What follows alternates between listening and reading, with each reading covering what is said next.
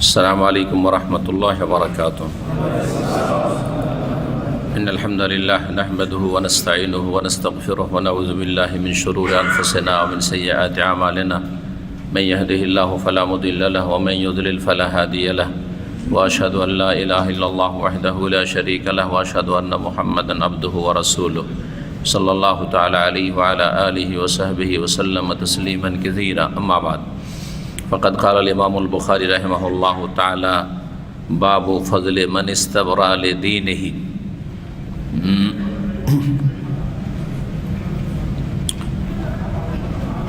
باب سوال جبريل النبي صلى الله عليه وسلم عن الإيمان والإسلام والإحسان وعلم الساعة وبيان النبي صلى الله عليه وسلم له. ثم قال جاء جبريل عليه السلام يعلمكم دينكم فجعل ذلك كله دينا. وما بين النبي صلى الله عليه وسلم لوفد عبد القيس من الإيمان وقوله تعالى ومن يبتغي غير الإسلام دينا فلا يقبل منه وهو في الآخرة من الخاسرين.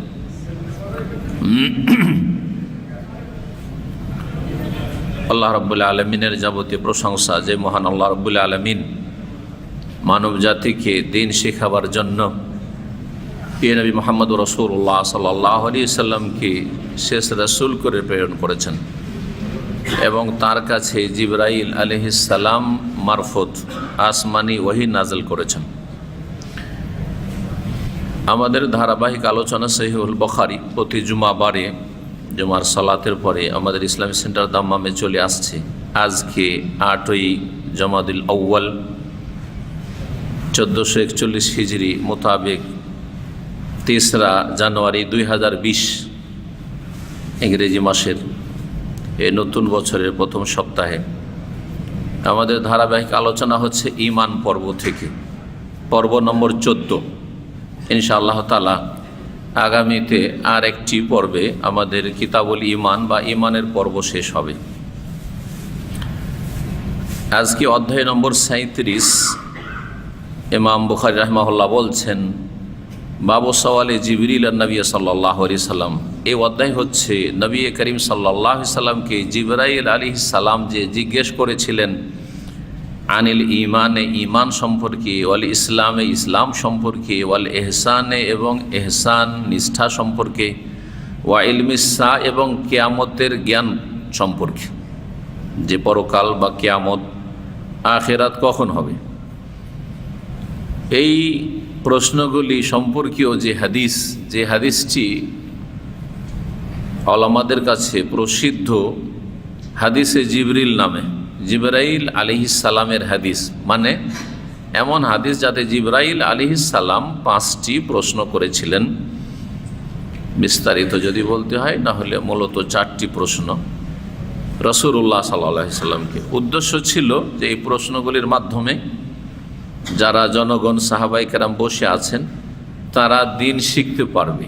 এই উদ্দেশ্যে জিবরাইল আলাইহিস সালাম এসেছিলেন। দিনের মৌলিক বিষয়গুলি, বুনিয়াদি বিষয়গুলি শিখাবার জন্য জিবরাইল আলাইহিস সালাম এসেছিলেন। জ্ঞানী মানুষের জিজ্ঞাসার মাধ্যমে অনেক লোকেরাই জানার সুযোগ পায়। সবাই জিজ্ঞাসা করতেও পারে না গুরুত্বপূর্ণ প্রশ্ন, আর সবাই আবার অনেকে জিজ্ঞাসা করতে পারলেও লজ্জায় জিজ্ঞাসা করে না, অনেকে ভয়ে জিজ্ঞাসা করে না, ভুল হয়ে যাবে, কি হবে না হবে, বিভিন্ন কারণ থাকে অনেকের নীরব থাকার। তো জিবরাইল আলাইহিস সালাম এসেছিলেন যাতে করে এই বিষয়গুলি সম্পর্কে জিজ্ঞাসা করার মাধ্যমে সাহাবায়ে কেরামদেরকে দিন সম্পর্কে শিখাবার ব্যবস্থা করেন। দিন বলছেন জিবরাইল আলাইহিস সালাম যে নবী সাল্লাল্লাহু আলাইহি ওয়াসাল্লামকে জিজ্ঞাসা করেছিলেন ঈমান সম্পর্কে, ইসলাম সম্পর্কে আর ইহসান সম্পর্কে। এই 3টি বিষয়কে আকীদার ভাষায় বলা হয় মারাতিবুদ্দিন, দিনের স্তরসমূহ। কেউ যদি আপনাদেরকে জিজ্ঞাসা করে এগুলি জানতে হবে। আমাদের দেশের মুসলিমরা কি অনেক আলেম সমাজও হতভম্ব যদি জিজ্ঞাসা করেন, কারণ আকীদা তাওহীদ ভালো করে পড়া হয় না। সেই জন্য দিনের স্তর কয়টি এবং কি কি, ও তো অধিকাংশ লোক চুপ হয়ে যাবে, কিছু বলবে না। দিনের স্তর আবার কি জিনিস? দিনের স্তর হচ্ছে কয়টি? তিনটি। তিনটি, ছয়টি না। কে ছয়টি বলল? হ্যাঁ, তিনটি। দিনের স্তর হচ্ছে তিনটি: ইসলাম, ঈমান আর ইহসান। নিচের দিক থেকে যদি যান আর ওপর দিক থেকে যদি আসেন তো ইহসান, তারপরে ঈমান, আর তার নিচে হচ্ছে ইসলাম। জি।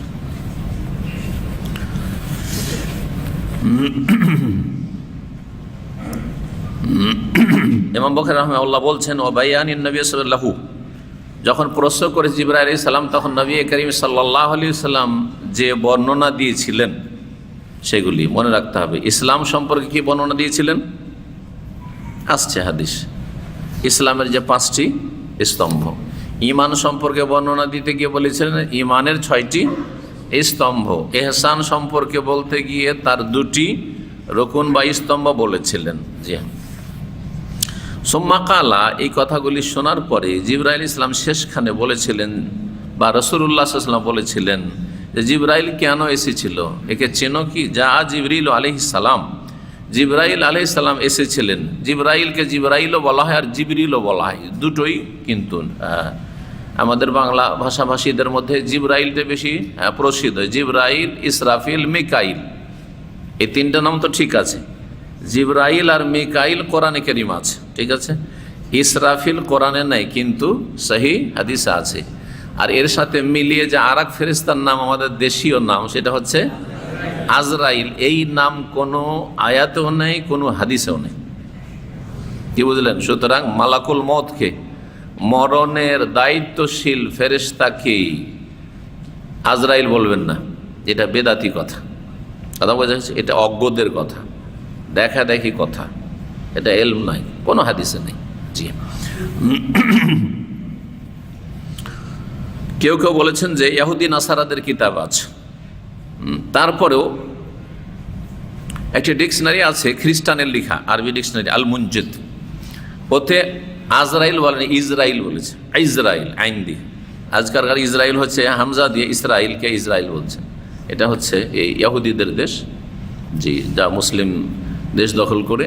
আর ওটা হচ্ছে ইসরাইল আইন দিয়ে। তো আজরাইল নাম খ্রিস্টানদের কিতাবও নাই। ওটা বোঝা গেছে ওই ওদের কাছ, তাহলে খ্রিস্টানদের কাছ থেকে বা ইহুদিদের কিতাব থেকে, আহলি কিতাবের কিতাব থেকে নেওয়া, আর ওই ইসরাইলটাকে আজরাইল করে দিয়ে আমাদের দেশের বক্তারা বলে থাকে। আর জনগণ তো বক্তাদের কাছ থেকে দিন শিখে, সুতরাং সঠিক দিন পায় না। কারণ শুধু বক্তাদের কাছ থেকে আলেম যদি না হয় তো ওদের কাছ থেকে সঠিক দিন শিখতে পারবে না। জি, বক্তারা অধিকাংশ শিরক মুক্ত নয়, অধিকাংশ বেদাত মুক্ত নয়, আর বিভ্রান্তি কথা মুক্ত নয়। জি, কিচ্ছা কাহিনী বলতে গিয়ে কি থেকে কি বলে ইসলামের আসল প্রতিনিধিত্ব করে না, বা আসল সঠিক ইসলামটা কোরআন সুন্নাহ ভিত্তিক মানুষকে শিখাইতে পারে না বা শিখায় না।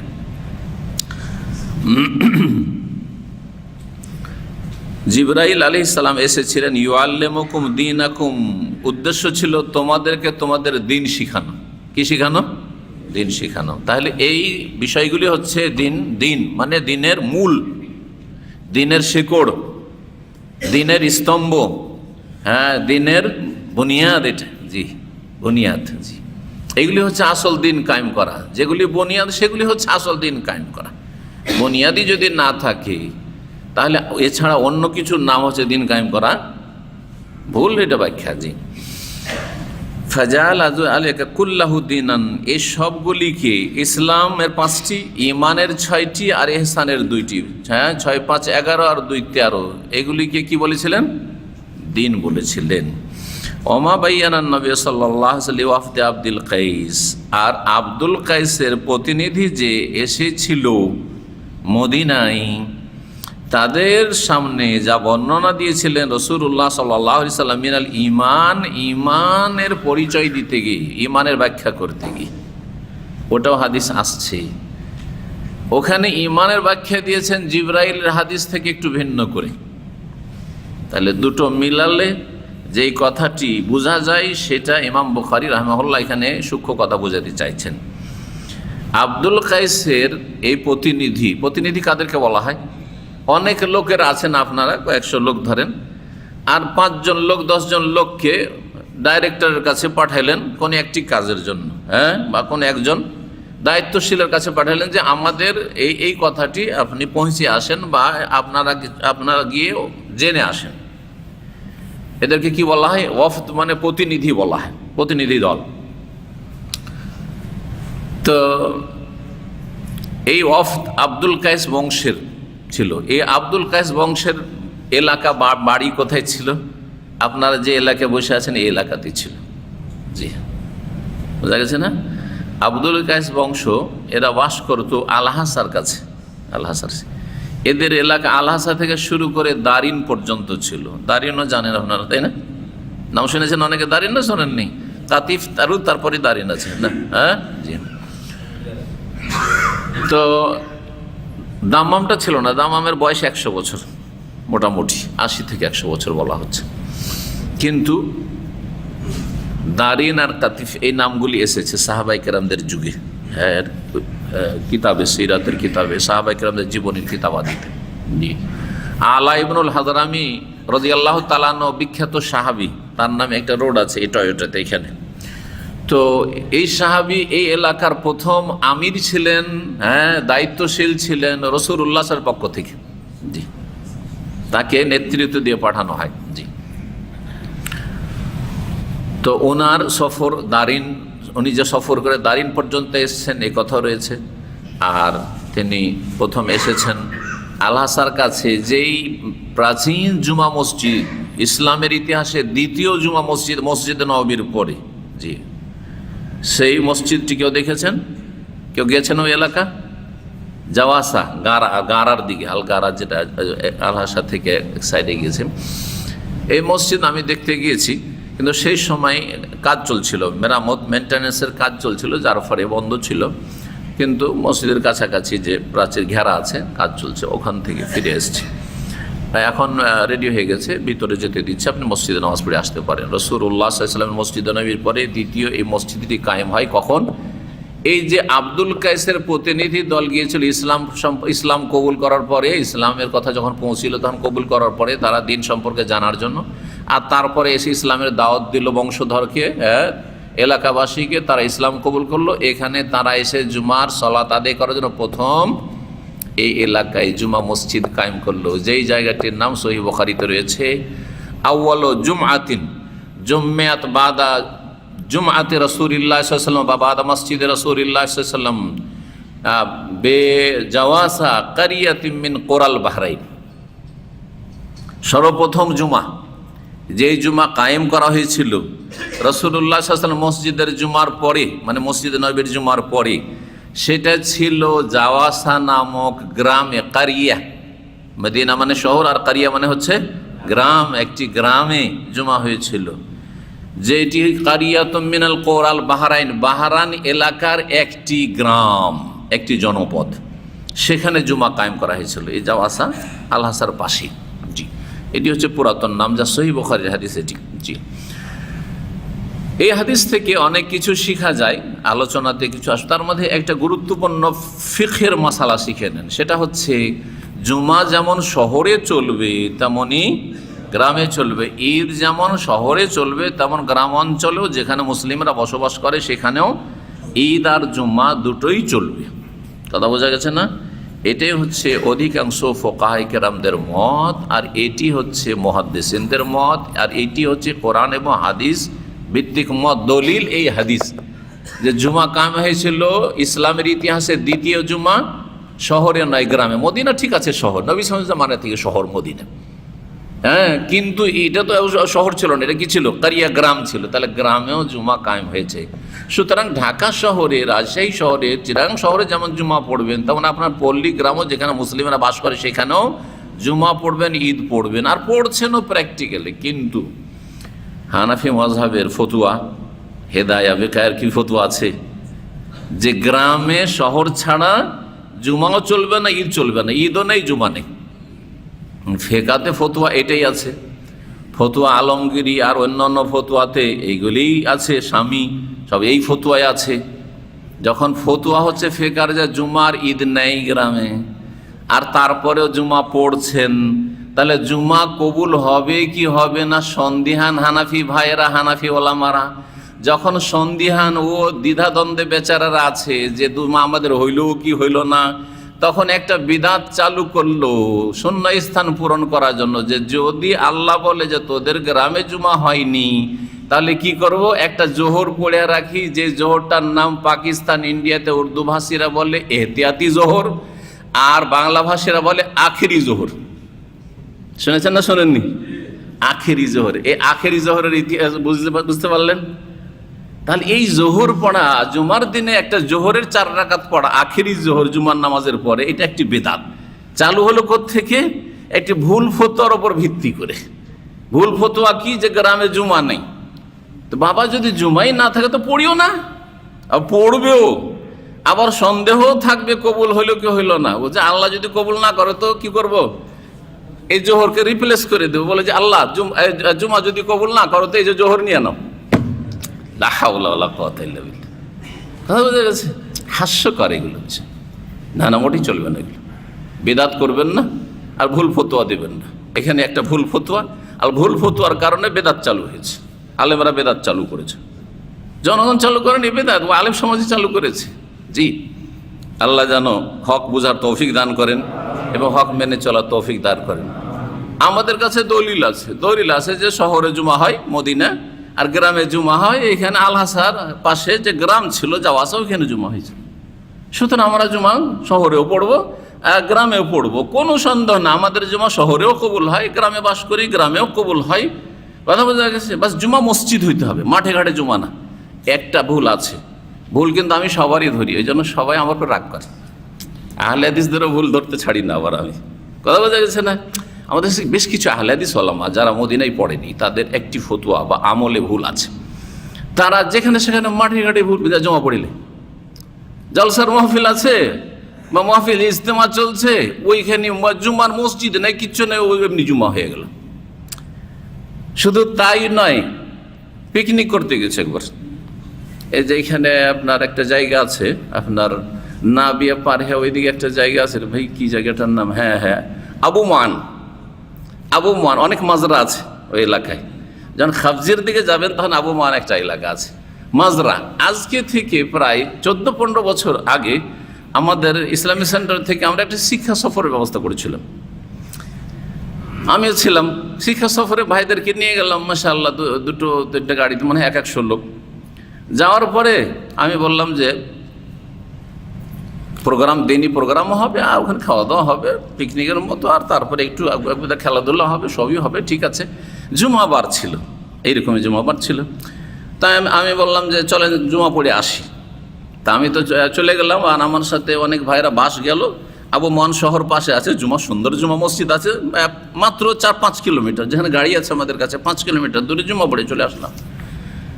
অন্য 2-1 শেখ ছিল, তারা ওই দেশি আহলে হাদিস ফতোয়ার উপর আমল করে ওই মাজরার জঙ্গলে ওইখানেই জুমা পড়ে নিল। আরে ভুল, এটা ফতোয়া। এইরকম জুমা নেই। জুমার জন্য জুমা মসজিদ হইতে হবে, মুসলিম যদি সরকার হয় তাহলে মুসলিম সরকারের স্বীকৃত হইতে হবে যে জুমা মসজিদ এটা এরকম হওয়া উচিত, এটাই ঠিক। জি, সৌদি আরবে এরকম আমল আছে, মাঠে ঘাটে জুমা নেই। এইরকম ফতোয়া কোনো শেখের নাই, না শেখ ইবনে বাজের আছে, না ইবনে উসাইমিনের আছে, না আলবানির ফতোয়া দেখাতে পারে। 3 জন পৃথিবীর সবচেয়ে বড় আলেম এই যুগে, যাদের কাছ থেকে যারা এলেম শিখবে না তারা সহি আকীদা মানহাজ পাবে না। জি হ্যাঁ, তাদের ফতোয়াতে এমন কিছু নেই যে মাঠে ঘাটে বন জঙ্গলে মরুভূমিতে আমরা 50 জন আছি, যাচ্ছেন ওমরাতে, আর গাড়ি খারাপ হয়ে গেল, চলো ভাই এই মাঠে মরুভূমিতে আমরা কি করি, জুমা পড়িনি। না, এরকম কোনো জুমা নেই। সফরে হন অথবা মকিম হন, সফরে হন অথবা মকিম হন। তো মকিম এটা, এই যে আপনি পিকনিক টিকনিক করতে মাঠে ঘাটে গিয়েছেন, আপনি এখান থেকে হাফ মন গেছেন ধরেন, 25-50 জন 100 জন, আর ওখানে গিয়ে আমরা জুমাবারে সারাদিনের জন্য আমরা এসেছি শিক্ষা সফরে, ওখানে জুমা পড়া শুরু করে দিবেন? না, ঠিক নয়, এটা ভুল, এটা ফতোয়া। তা বুঝতে পারছেন না? তাহলে ব্যালেন্সটা ঠিক রাখতে হবে। গ্রামে জুমা হবে, শহরে জুমা হবে। যারা বলছে গ্রামে জুমা হবে না, হানাফি ফতোয়া, ওইটাও ভুল। এইরকম আমাদের কিছু আহলে হাদিস আলেমরা যে ওই আগে থেকে ফতোয়া দিয়ে আসছে আর আমল করে আসছে, যেখানে সেখানে প্যান্ডেল লাগিয়ে ওইখানে জুমা পড়া শুরু করে দিল, এটা ভুল। অথবা কোনো জায়গায় গেল, 25-50 জন আছে, ওইখানে একজন খুতবা দেওয়া শুরু করলো, জুমা পড়ে নিল, এটাও ভুল। জি। আল্লাহ যেন আমাদেরকে কোরআন সুন্নাহর অনুসরণে তৌফিক দান করেন।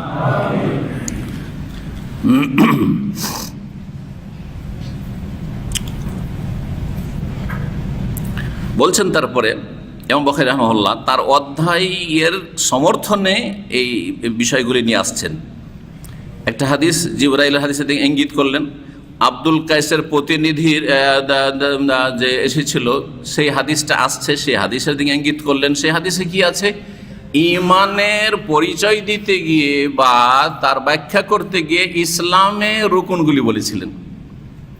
তাহলে এর দ্বারা কি বোঝা গেল? যে ঈমান বললে তাতে ইসলামও শামিল, আর ইসলাম বললে তাতে ঈমানও শামিল। আর এই কথাগুলি বহুবার আলোচনা করেছি। এমন কোন লোক হতে পারে না যে এই লোকটা মুসলিম কিন্তু মুমিন নয়, হ্যাঁ, আর বা এই লোকটা ইমানদার মুমিন কিন্তু মুসলিম নয়, না, হলে দুটোই আছে, আর না হলে মুসলিমই নাও। কথা বোঝা গেছে? হ্যাঁ, যদি গুনাহ থাকে তাহলে বলো মুসলিম মুমিন কিন্তু ফাসিক, গুনাহগার, ফাসিক, পাপিষ্ঠ।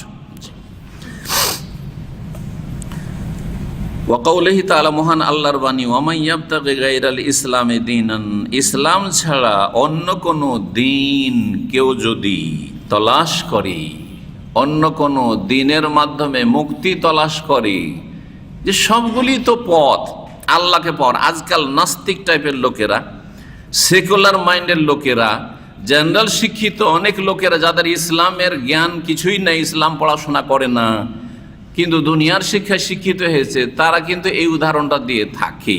কি বলে থাকে? যে ধরেন ঢাকা শহর আসবেন, কতগুলি রাস্তা এসে ঢুকছে ঢাকায়, বহু রাস্তা, তাই না? পূর্ব পশ্চিম উত্তর দক্ষিণ চারিদিক থেকে রাস্তার রাস্তা, কেউ বড় রাস্তা দিয়ে ঢুকছে, কেউ ছোট রাস্তা দিয়ে ঢুকছে, হ্যাঁ, সবার উদ্দেশ্য হচ্ছে ঢাকা শহরে ঢুকা। ঠিক তেমনি সবার উদ্দেশ্য হচ্ছে আল্লাহকে পাওয়া, সবার উদ্দেশ্য হচ্ছে জান্নাত পাওয়া। সুতরাং সেটা ইসলাম দিয়ে হইতে পারে, আর ইহুদি হয়ে হইতে পারে, খ্রিস্টান হয়েও হইতে পারে, হিন্দু হয়েও হইতে পারে, আর বুদ্ধিস্ট হয়ে হইতে পারে। বাতিল কথা, ভালো করে শোনেন। আল্লাহ বাতিল ঘোষণা করেছেন, দিন আপনি আল্লাহর পালন করছেন, হ্যাঁ, সুতরাং আল্লাহর দিক নির্দেশনা গাইড মোতাবেক আপনাকে ইসলাম বুঝতে হবে আর ইসলাম আমল করতে হবে, দিন বুঝতে হবে, দিন পালন করতে হবে। আল্লাহ কোন দিন কবুল করবেন? একমাত্র ইসলাম। ইসলাম ছাড়া আল্লাহর কাছে অন্য কোনো দিন নেই। এগুলো মানুষের তৈরি করা দিন, হয় মানুষের তৈরি করা দিন, আর না হলে আগে যদি আসমানি দিন থেকে থাকে সেগুলি হচ্ছে মনসুখ, ক্যান্সিল, রহিতকৃত দিন। যেমন বাংলাদেশের, হ্যাঁ, বর্তমান সংবিধান বাংলাদেশের ৭১-এর পরের বিধান। কেউ যদি পাকিস্তানি সংবিধান মানে তাহলে সে দেশদ্রোহী। কেউ যদি বলে তার আগের আমি ব্রিটিশ সংবিধান মেনে চলবো তাহলে দেশদ্রোহী। কেউ যদি বলে মোগলদের সংবিধান মেনে চলবো তো দেশদ্রোহী। কথা ঠিক না? এটা যখন বুঝতে পারছেন, তো কেউ যদি বলে যে আমি জান্নাত লাভ করব ইহুদি হয়ে, তাওরাত মেনে জান্নাত লাভ করব ইনজিল মেনে, জবুর মেনে, তাহলে সে হচ্ছে আল্লাহ দ্রোহী, ইসলাম দ্রোহী। হ্যাঁ, সে আল্লাহর নাফরমান বিরুদ্ধাচরণকারী, সে মুসলিম নয়, সে কাফের। কথা বোঝা গেছে? ওয়ামান ইয়াবতাগি গায়রাল ইসলামি দীনান, ইসলাম ছাড়া অন্য কোনো দিন, পন্থা, জীবন বিধান যদি কেউ তলাশ করে যে তাতেই আমি মুক্তি লাভ করব, সেটি আমার জীবন বিধান, ফালা ইউকবালা মিনহু, কোশ্চিন কালেও তা গ্রহণ করা হবে না তার পক্ষ থেকে। কে গ্রহণ করবেন না? আল্লাহ কবুল করবেন না। যখন আল্লাহ কবুল করলেন না আপনার এই পন্থা, সুতরাং পরকালে কি হয়ে গেলেন? ওয়াহুয়া ফিল আখিরাতি মিনাল খাসিরিন। এই শ্রেণীর লোকেরা যারা ইসলাম ছাড়া অন্য কোনো রাস্তা দিয়ে আল্লাহকে পেতে চেয়েছে, আল্লাহর সন্তুষ্টি অর্জন করতে চেয়েছে, আল্লাহকে রাজি করতে চেয়েছে, জান্নাত পেতে চেয়েছে, তারা পরকালে যেখানে বিচার হবে, হিসাব নিকাশ, সেখানে ক্ষতিগ্রস্ত হবে, জাহান্নামে যাবে। জি, ইসলাম ছাড়া অন্য কোনো পথ নেই। যেমন বর্তমান আপনার দেশের সংবিধান ছাড়া আর অন্য কোনো সংবিধান মেনে চলার কোনো অবকাশ নেই, না হলে আপনি অপরাধী বলে আপনি সাব্যস্ত হবেন। হাদিস নম্বর 50, আবু হুরায়রা রাদিয়াল্লাহু তাআলা আনহু থেকে বর্ণিত, তিনি বলছেন, কানা নবী সাল্লাল্লাহু আলাইহি ওয়াসাল্লাম বারিজান ইয়াওমান লিন্নাস, নবী করিম সাল্লাল্লাহু আলাইহি ওয়াসাল্লাম একদিন জনগণের সম্মুখে প্রকাশ্যে বসেছিলেন। যেমন প্রকাশ্যে আমি বসে আছি, হ্যাঁ, আপনারা সবার সামনে বসে আছেন, মানে কোনো গোপন আলোচনা নয় বা এক দুজন নয়, লোকজন অনেকে বসে আছে, আর নবী করিম সাল্লাল্লাহু আলাইহি ওয়াসাল্লাম মসজিদে নববীতে বসে আছেন। ফাতাহু রাজুলুন, জনৈক ব্যক্তি আসলো, অচেনা ব্যক্তি। ফাকালা, এসে জিজ্ঞেস করলো, এই হাদিসের বাক্যগুলি একটু ভিন্ন ভিন্ন আছে। জিজ্ঞেস করলো মাল ইমান, ইমান সম্পর্কে, কিন্তু যেটা প্রসিদ্ধ হাদিস তাতে আছে আগে ইসলাম সম্পর্কে জিজ্ঞাসা করেছিলেন, হ্যাঁ, তারপরে ইমান সম্পর্কে, তারপরে ইহসান সম্পর্কে। এতে রয়েছে আগে ইমানের কথা। তার মানে বোঝা গেল যে এই হাদিসটা রিওয়ায়াত বিল মানা হয়েছে, অর্থাৎ ভাব অর্থ প্রকাশ করেছেন বর্ণনাকারী, একবার হুবহু যেইভাবে ঘটেছে সেইভাবে বর্ণনা করেননি, কারণ অধিকাংশ হাদিসে আগে ইসলাম সম্পর্কে জিজ্ঞাসা রয়েছে। জি, আর এটা জায়েজ, জি এটা জায়েজ মুহাদ্দিসিনদের জন্য বা হাদিসের বর্ণনাকারীদের জন্য রিওয়ায়াত বিল মানা, অর্থ পেশ করা। শব্দগুলি নবী সাল্লাল্লাহু আলাইহি ওয়াসাল্লামের হুবহু মনে রাখা জরুরি ছিল না, বরং অর্থগুলি প্রকাশ করে দেওয়া, যদি তা অর্থ পাল্টে না যায় তাহলে সেটা নিজের ভাষায় ব্যক্ত করা জায়েজ মুহাদ্দিসিনদের কাছে। কিন্তু আপনি যখন হাদিস পড়বো তখন আপনি খেয়াল খুশি আরবি ভাষার পণ্ডিত, ছোট থেকে আরবি পড়েছেন, আপনি একটা হাদিস মুখস্থ করবেন না আর বানিয়ে বানিয়ে হাদিস বয়ান করছেন, এটা চলবে না। যেমন কিছু বক্তারা আজকাল করে, একটু আরবি বলতে পারে, ও আরবি এমনি পড়ে দেয় ও হাদিস, কোনো ওই শব্দে কোনো হাদিস পাবেন না। তো এইভাবে জায়েজ নয় আপনার জন্য। জি, ইমান কি জিনিস? অন্য রিওয়ায়াতে রয়েছে আখবিরনি আনিল ইমান, আচ্ছা বলুন তো ইমান সম্পর্কে। কালা, তখন রাসূল বলেন আল ঈমান আন তুমিনা বিল্লাহি, ঈমান হচ্ছে আল্লাহর প্রতি ঈমান রাখবে, ও মালাইকাতিহি, ঈমান রাখবে মানে কি? বিশ্বাসের সাথে স্বীকৃতি দান করবে, দুটো কথা মনে রাখবে। আর আগে আলোচনা করেছি, বিশ্বাসের সাথে বিশ্বাস স্বীকৃতি, যতক্ষণ পর্যন্ত বিশ্বাস করে মেনে নেওয়া না পাওয়া যাবে ততক্ষণ পর্যন্ত সেটা বিশ্বাস কোনো কাজের না। ও মালাইকাতিহি, তার মালাইকা ফেরেশতাদের প্রতি ঈমান রাখবে, ও বিলিকাইহি, এবং তার সাথে সাক্ষাতের। অন্য রিওয়ায়াতে রয়েছে ওয়াল ইয়াউমিল আখির, পরকালের প্রতি। এখানে বলা হয়েছে সাক্ষাতের, কার সাথে সাক্ষাতের? আল্লাহর সাথে সাক্ষাৎ কোথায় ঘটবে? ওই যে পরকালে। তো এখানে লিকা বলে পরকালকে বোঝানো হয়েছে, আল্লাহর সাথে মুলাকাত। ও রসুলিহি, তার রসুলগণের প্রতি ঈমান রাখবে। ও তুমিনু বিল বাস, এখানে কিতাবের কথা বর্ণনাকারী উল্লেখ করেননি নাকি? আচ্ছা, আপনাদের হাদিসে কিতাব নেই, তো কোন রিওয়ায়াতে কিতাবটা ছেড়ে গেছে, কিন্তু কিতাবের কথাও বলেছেন রাসূলুল্লাহ সাল্লাল্লাহু আলাইহি ওয়াসাল্লাম, 6টি বলেছেন। ও তুমিনু বিল বাস, এখানে বর্ণনাকারী বলতে গিয়ে ওই আখিরাতকে দুটো শব্দ দিয়ে বুঝিয়েছেন, একটা তো সাক্ষাৎ আল্লাহর সাথে, আর আরেকটা হচ্ছে আল বাস মানে পুনরুত্থান। দুটো কিন্তু একই জিনিস, কারণ মানুষের মরণ থেকে শুরু করে জান্নাত জাহান্নাম পর্যন্ত যতগুলি স্তর আছে আর যা কিছু ঘটবে সবগুলির নাম হচ্ছে আখিরাত, সবগুলির নাম হচ্ছে কিয়ামত। জি, কোরআনের ভাষা সবগুলির নাম হচ্ছে আসা, ইয়াসআলুনাকা আনিস সা, কিয়ামত। মানুষ মরে গেলে ওর দুনিয়ার সাথে আর কোনো যোগাযোগ নেই, ওর কিয়ামত শুরু হয়ে গেছে, পরকাল শুরু হয়ে গেছে, পরলোক গমন করেছেন বলছেন না, আর দুনিয়াতে নেই, চলে গেছে ইল্লিনে অথবা সিজ্জিনে চলে গেছে। ঠিক, এই মরণ থেকে শুরু কিন্তু আখেরাত মানুষের। অনেকে মনে করে আখেরাত মানে যেই দিন কবর থেকে উঠানো হবে আখেরাত, না, সেটা হচ্ছে বিচার দিবস, ইয়াউমুল হিসাব। কিন্তু আপনার পরকাল এখান থেকে, এই মরণ থেকে। তাহলে পরকাল কত কাছে আর দুনিয়া কত সীমিত, আপনি বলতে পারবেন না যে আমার দুনিয়ার আর 1 মিনিট বাকি আছে, কেউ বলতে পারবেন? তাহলে দুনিয়া কত সংকীর্ণ, অথচ বড় বড় আশা আকাঙ্ক্ষা করে বসে আছেন, আমি এই করব সেই করব, ঘোড়ার ডিম করব। জি, দুনিয়ার ক্ষেত্রে। আর দিনের ক্ষেত্রে আচ্ছা ঠিক আছে, এখন তো পোলাপান হয়ে আছি, অল্প বয়সে আছি, তওবা করে নেব। প্রবাসীরা বলছে আচ্ছা ঠিক আছে, হজটা করি, তখন 5 ওয়াক্ত যে হজে যাব না, আর কোনোদিন নামাজ ছাড়বো না। অনেক রমজানে এসে অনেক ভাইরা মনে করে আর নামাজ ছাড়বো না, রমজানের পরে 10 দিন, তারপরে শেষ, তাই না? আর অনেক বাপ মায়েরা মনে করে যে আচ্ছা শ্বশুর হয়ে যাই, ছেলে মেয়ের একটু বিয়ে শাদী দিয়ে দিয়া তারপরে পরেশগার হয়ে যাব, আর ওই দুনিয়াদারি করবো না, হ্যাঁ, তারপরে আর নামাজ রোজা ছাড়বো না, কারো শ্বশুর হয়ে গেছি এখন। ঠিক আছে, অনেক চাকরিজীবীরা মনে করে যে আচ্ছা ঠিক আছে, এখন তো ঘুষ টুস খেতেই হবে, তো আর কত তওবা করবো, একবারই তওবাটা ভালো করেই করবো, রিটায়ারটা হয়ে যায় আর তারপরে তওবা করবো। এদেরকে আল্লাহ সুযোগ দেন না, কারণ এরা আল্লাহর সাথে উপহাস করে। আউযুবিল্লাহ, যেখানে একটা সেকেন্ড আমার হাতে নেই, আপনার হাতে নেই, কি জানি এখনই মত চলে আসতে পারে, কি এখনই মত চলে আসতে পারে আপনার আমার। তো কী করে আপনি ভাবছেন যে আমি এতদিন পরেই করবো, এতদিন পরেই করবো, এতদিন পরেই করবো?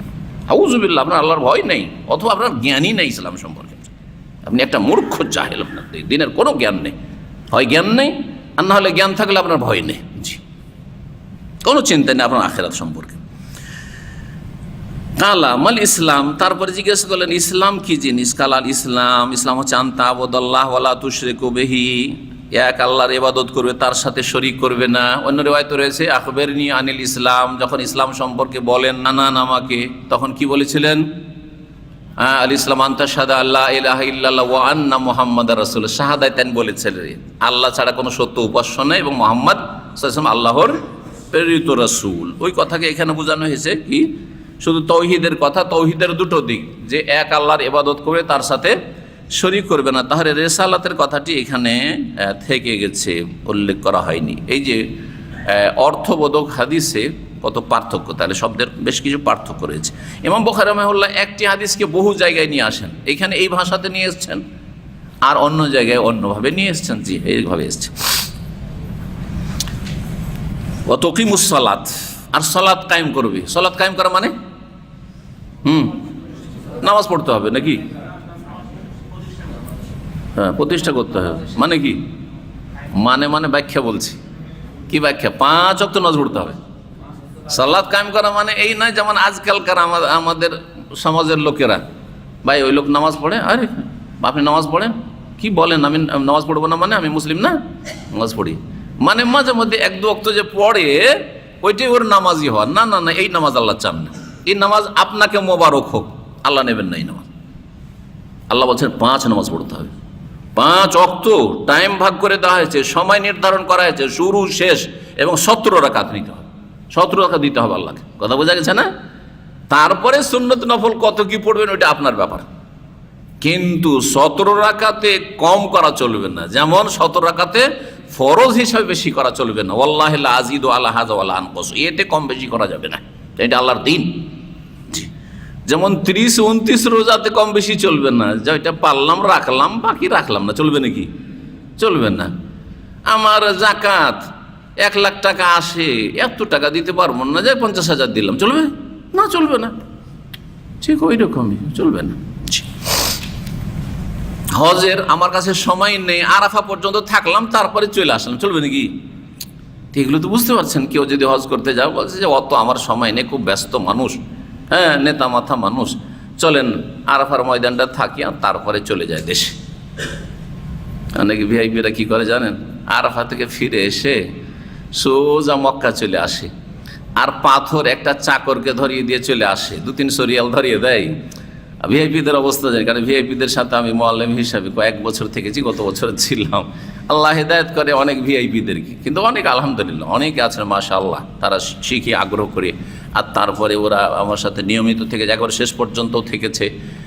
কিন্তু অনেকে আছে তাদের হজ মনে করে যে পয়সা আছে, এগুলো ট্যুর, অসুবিধা কি? বিভিন্ন জায়গায় ইউরোপ আমেরিকা ঘুরছি, সারা দুনিয়া ঘুরছি, চলে একবার মক্কাও ঘুরে আসি, আর কিচ্ছু না, ইবাদত না। যার ফলে খেল তামাশা করে। যেমনই 10 তারিখে সকালবেলা এলো মেনা, আসার পরে ওখান থেকে সব লেগেজ টেগেজ নিয়ে দিল টান মক্কা, কারণ মক্কা থেকে হিলটনে থাকবে, না ইন্টারকন্টিনেন্টালে থাকবে, 5 স্টারে থাকবে, আর এখানে কে পড়ে থাকে? তারপরও ভিআইপি খেমা যেমন তো না, ভিআইপি সেখানে অ্যাটাচ বাথরুম, আর মাত্র কয়টা করে লোক, আর কি মাশাআল্লাহ সেখানে সুযোগ সুবিধা, তারপরেও না পরোয়া নেই ইবাদতের। দিনের ক্ষেত্রে হয় অজ্ঞতা, আর না হলে বেপরোয়া হয়ে যাওয়া, পরোয়া না করা, আরে যা পারলাম করলাম, অসুবিধা কি? এইভাবে আল্লাহ নেবেন না, খেল তামাশা করছেন আপনি। আর আসলো না, 100, 200, 300 পর্যন্ত ধরিয়ে দিল, 3 দিন পাথর মেরে দিবি। ওই যে কর্মচারী বিভিন্ন মক্কার লোকগুলো আছে, থাকে এদিক সেদিক ঘুরে, ওদেরকে 300 রিয়াল ধরিয়ে দিল, আমার পাথরটি মেরে দিস। তো রাত কে থাকবে এখানে এতে মেনাতে? বলছে যে এগুলো সব সুন্নাত, কারণ ওর সুবিধাবাদী। হ্যাঁ, কোন মজহাবে হালকা করা হয়েছে, বাস তলাশ করো যে কোন মজহাবে সুন্নাত বলা হয়েছে, কাজ হয়ে গেছে। সুন্নাত মানে জবাই করো, সুন্নাত মানে কি? জবাই করো। সুন্নাত মানে ছাড়ো, আর মাকরু মানে করো। এটা আমাদের দেশীয় ইসলাম। বিদাতীরা মাকরু বানিয়েছে হারামকে, কিসের জন্য? করার জন্য, হারাম কাজ করার জন্য। আর ফরজ ওয়াজিবকে সুন্নাত বানিয়েছে কিসের জন্য? ছাড়ার জন্য। বুঝতে পারলেন না? এর উদাহরণ হচ্ছে দাড়ি ওয়াজিবকে সুন্নাত বানিয়ে দিয়ে জবাই করছে, মেলা আছে তার মধ্যে এই হজের এগুলো, এটা একটা। আর মকরু হচ্ছে ধূমপান করা, জর্দা তামাক। মকরু বলে হুজুরেরা খাবে, এখন হুজুররাকে খেতে হবে, হারাম বললে তো খাওয়া যাবে না, তাহলে কি করতে হবে? হারাম থেকে ওকে মকরুতে নামিয়ে দেওয়ার। মকরু মানে ঘৃণিত। কার কাছে ঘৃণিত? আল্লাহর কাছে ঘৃণিত, রাসূলুল্লাহ সাল্লাল্লাহু আলাইহি ওয়াসাল্লামের কাছে ঘৃণিত, ইসলামের দৃষ্টিতে ঘৃণিত। তো আপনার কাছে কেন এত রুচিকর? আপনার কাছে কেন এত প্রিয়? আল্লাহ ঘৃণা করে, রসুল ঘৃণা করেন, কিন্তু আপনি ভালোবাসেন হ্যাঁ ধূমপান করা অথবা জর্দা খাওয়া। কিছু হুজুরের আছে যারা ধূমপান যদি নাও করে কিন্তু জর্দা ছাড়া তো বাঁচতে পারে না ওরা। আউযুবিল্লাহ, আউযুবিল্লাহ মিনাশ শাইতানির রাজিম। খাবাইস, এগুলি নোংরা জিনিস। ঠিক।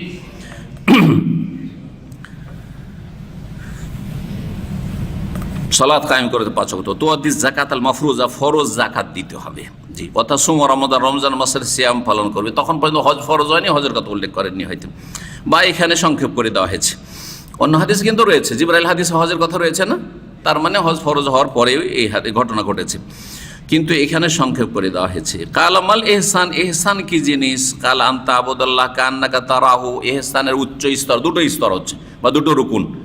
উচ্চ স্তরের রুকুন হচ্ছে বা স্তম্ভ হচ্ছে যে আপনি আল্লাহর এবাদত বন্দি করবেন। এবাদত বন্দি মানে শুধু নামাজে সীমিত নয়, মুসলিম জীবনটা পুরোটাই কিন্তু এবাদতের। এখন আমরা এবাদতে আছি, বাড়িতে যখন আছেন এবাদতে, কারণ আপনি আল্লাহর বান্দা, সুতরাং সবসময় আল্লাহর গোলামি করছেন। এবাদত মানে গিয়ে গোলামি করা। তো একজন মুমিন মুসলিম সবসময় আল্লাহর গোলামি করে। কখনো এই কথা ভাববেন না যে বিশেষ বিশেষ সময়ে আমরা এবাদত করি, যখন জিকির আজকার করছি তখন এবাদত, আর ওটা হচ্ছে এবাদতে মাহাজা মানে খালেস এবাদত। কিন্তু মুসলিম জীবনটা পুরোটাই এবাদতের জিন্দেগি। বুঝতে পারছেন না আমার কথা সহজ ভাষায়? সুতরাং আপনাকে বাড়িতে থাকলেও আপনাকে জায়েজ সীমানাতি থাকতে হবে। বাড়িতে থাকলে আপনার হারাম করা চলবে, হারাম দেখা চলবে, ওয়াজিব ছাড়া চলবে, স্ত্রীর সাথে খারাপ আচরণ করা চলবে, ছেলে মেয়েদের উপরে জুলম অত্যাচার করা চলবে, কারো হক নষ্ট করা চলবে, বাপ মায়ের সাথে ভাই বোনদের সাথে খারাপ আচরণ করা চলবে। তাহলে তো এটার নামই তো ইবাদত। আমি সব ইসলাম মেনে চলছি, এখানে পরিবারেও ইসলাম মেনে চলছি, আমি সমাজেও ইসলাম মেনে চলছি, আমি ভাইদের সাথে বসে আছি এখানে ইসলাম মেনে চলছি, আমি আদালতে বসেছি বিচারপতি, সেখানে ইসলাম মেনে চলছি। এবাদতে আছেন আপনি, আপনি ডিউটি করছেন সেখানে এবাদতে আছি, কারণ এখানে আমি হালাল রুজি নেব, সুতরাং আমার সময় দেব, তার এগনিস্টে তার বিনিময়ে পয়সা নেব। এবাদতে আছেন আপনি, আপনি রাষ্ট্রপতি প্রধানমন্ত্রী, সুতরাং আপনি এবাদতে আছেন, আপনি দেশে দায়িত্ব পালন করছেন। এই দায়িত্ব যদি দায়িত্বহীনতা হয় তো কিয়ামতে ফাঁসতে হবে। সমস্ত ইবাদত, সারা জীবনটাই মুসলিমের ইবাদত, সারা জীবনটাই হচ্ছে ইবাদত। জি, এই জন্য আল্লাহ বলছেন ওয়াবুদ রাব্বাকা, রবের ইবাদত করতেই থাকো, চালিয়ে যাও, হাত্তা ইয়াতিয়াকাল ইয়াকিন, মওত আসা পর্যন্ত। তাহলে কোনো সময় বিরতি নেই যে এই সময় আমি ইবাদতে নেই, ফিরি আছি, না না, কখনো ফিরে না। হারাম করার জন্য ফিরি না আপনি, হ্যাঁ, আর ফরজ ওয়াজিবে আপনি ঘাটতি করার জন্য ফিরি না। হ্যাঁ, কিছু সময় আছে যেই সময়গুলিতে খাস খাস বিশেষ এবাদত নেই, কিন্তু আম এবাদতের জিন্দেগি আপনার পুরোটাই। তো এবাদত করবে মানে জীবন কাটাবে তুমি এইভাবে যে কান্নাকা তারাহু, আল্লাহর ইবাদত করছেন যেন আপনি আল্লাহকে দেখছেন। ঘরে থাকেন, বাইরে থাকেন, রাস্তাঘাটে থাকেন, দোকানপাটে থাকেন, আর আপনি দিনের মজলিসে থাকেন, আর নামাজের ভিতরে থাকেন, বাইরে থাকেন, রোজার অবস্থায় থাকেন, বেরোজাই থাকেন, আপনি যেখানেই থাকেন না কেন, যেই সময় থাকেন না কেন, যেন আপনি আল্লাহকে দেখতে পাচ্ছেন। তাহলে আপনার আখলাক, চরিত্র, চাল চলনের কোয়ালিটি কত সুন্দর হবে। আল্লাহকে দেখতে পাচ্ছেন আপনি, ধরে নেন তো যে আল্লাহকে দেখতে পাচ্ছেন। আল্লাহকে দেখা তো বাদ দেন, হঠাৎ করে রাসূলুল্লাহ সাল্লাল্লাহু আলাইহি ওয়াসাল্লাম হাজির, এখানে যদি এই অবস্থায় হাজির না, যারা নবীকে হাজির নাজির বলে শিরকি আকীদা, ভালো করে বুঝেছেন, কিন্তু ধরে নেন বললাম, হ্যাঁ, ধরা হয় কি না? ধরে নেন যে রাসূলুল্লাহ সাল্লাল্লাহু আলাইহি ওয়াসাল্লাম এখানে চলে এসেছেন, তাহলে আপনাদের অবস্থাটা কেমন হবে বলেন দেখি? কেমন হবে আপনাদের প্রতিক্রিয়া, কেমন হবে আপনাদের আবেগ, কেমন হবে আপনাদের ইমানের অবস্থা, কেমন হবে আপনাদের আখলাক, চরিত্র, আমলের অবস্থা? তাহলে চিন্তা করেন, রব যেন আপনি দেখছেন তাকে, এইরকম ইমান তৈরি করা, এটা হচ্ছে ইহসানের উচ্চ স্তর। তাহলে এটা ইসলাম ইমানের পরে অনেক উচ্চ স্তর। সব সময় যেন আল্লাহকে আপনি দেখতে পাচ্ছেন, আল্লাহকে দেখলে যেমন অবস্থা আপনার হয় সেইভাবে আপনি জীবনযাপন করুন।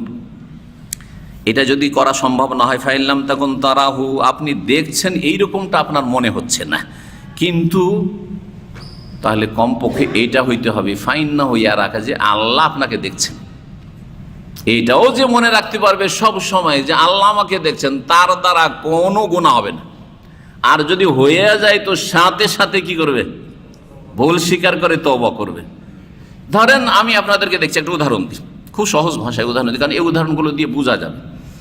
আপনি এটা ভুল কাজ করে দিয়েছেন আমার সামনে, ধরেন আমি দেখছি আপনার দিকে, আর আপনি ধরেন মোবাইল রিসিভ করেছেন, মজলিসে বসে হাদিসের মজলিস চলছে, আপনি মোবাইল রিসিভ করেছেন। আপনি বুঝতে পারছেন যে আমাকে তো শেখ দেখলো, এটা খুব খারাপ লাগলো আমাকে। সাথে সাথে অনুতপ্ত হবেন না? হবেন না? সাথে সাথে বলেন আগামীতে আর এই মোবাইল আমি চালু রাখবো না, এখানে করবেন না? করবেন না? এটার নামই হচ্ছে সংশোধন, এটার নাম হচ্ছে সংশোধন। তাহলে এতটুকু যদি একটা, যে আপনার মতো মানুষকে দেখে এত লজ্জা পান, এত অনুতপ্ত হন, আর খুব মনটা খারাপ হয়ে যায়, আর এই খুব খারাপ একটা আজকে হয়ে গেল, তাহলে রবের সামনে আল্লাহ সবসময়কে দেখছেন, সুতরাং ভুল হবেই না, অন্যায় হবেই না, পাপ হবেই না। আর যদি হয়ে যায় সাথে সাথে তওবা করো, আস্তাগফিরুল্লাহ, আল্লাহ আমি ভুল করে দিই, আল্লাহ তুমি মাফ করে দাও।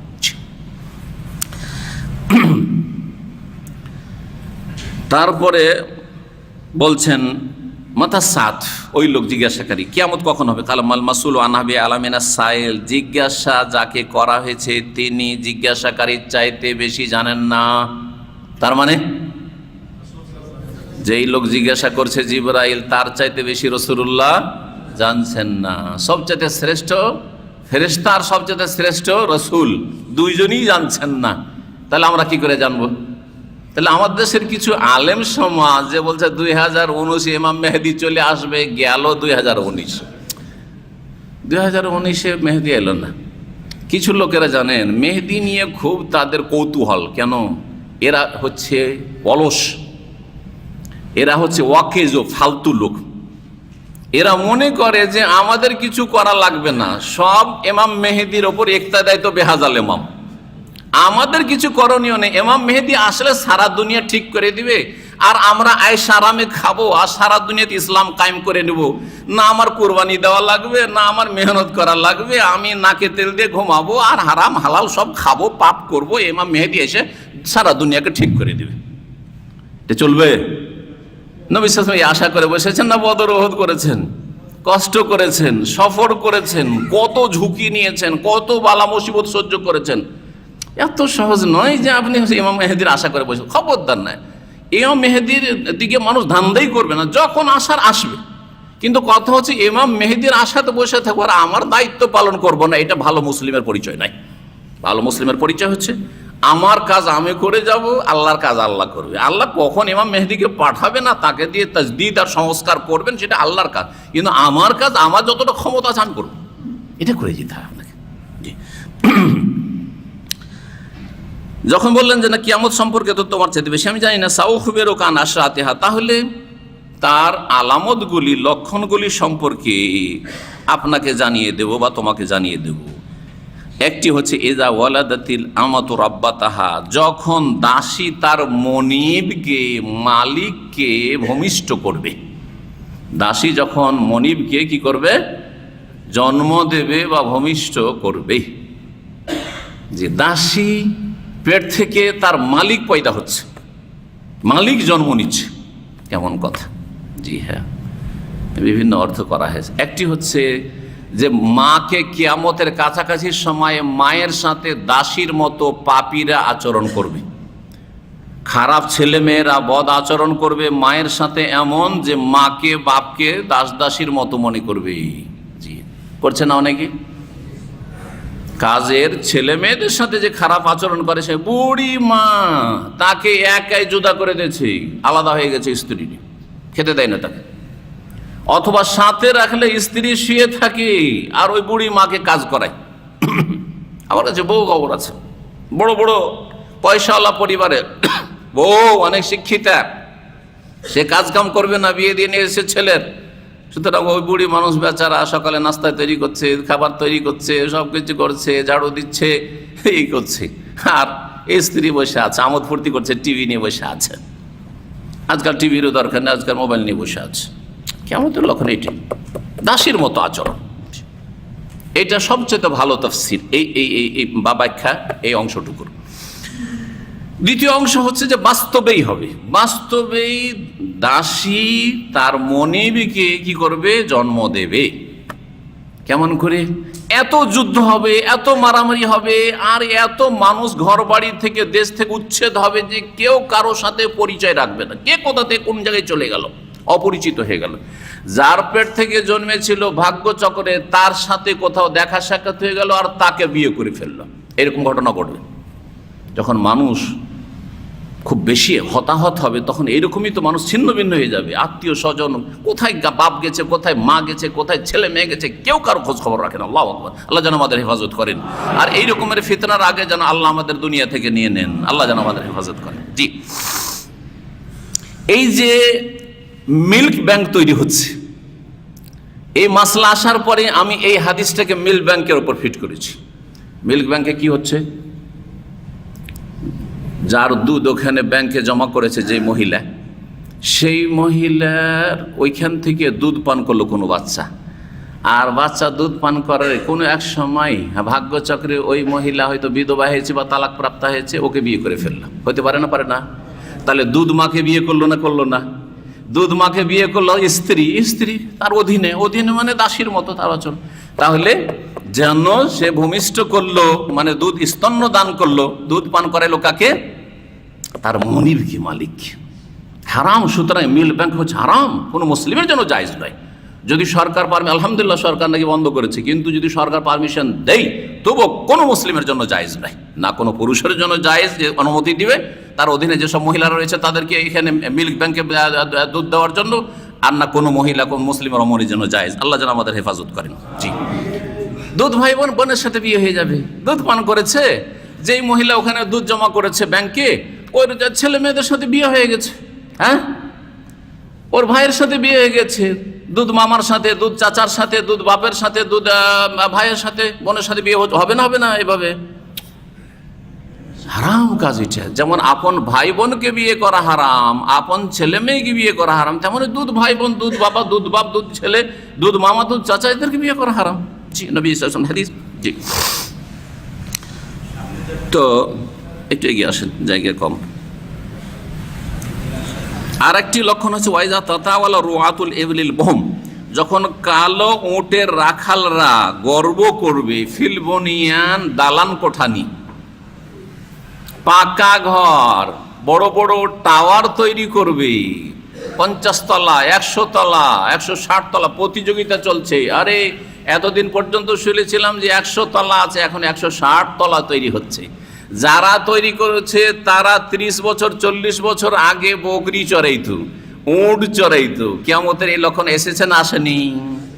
এসে গেছে, এসে গেছে। এখন আর কাঁচা বাড়ি নেই। যেই লোকগুলি খড়ের বাড়িতে বাস করেছে, টালির বাড়িতে, দেয়াল বাড়িতে বাস করেছে, প্রতি বছর বন্যাতে ঘর বাড়ি ভেঙে পড়েছে, কারো আর কাঁচা বাড়ি না, সব পাকা বাড়ি। আর কম্পিটিশন চলছে, কম্পিটিশন চলছে।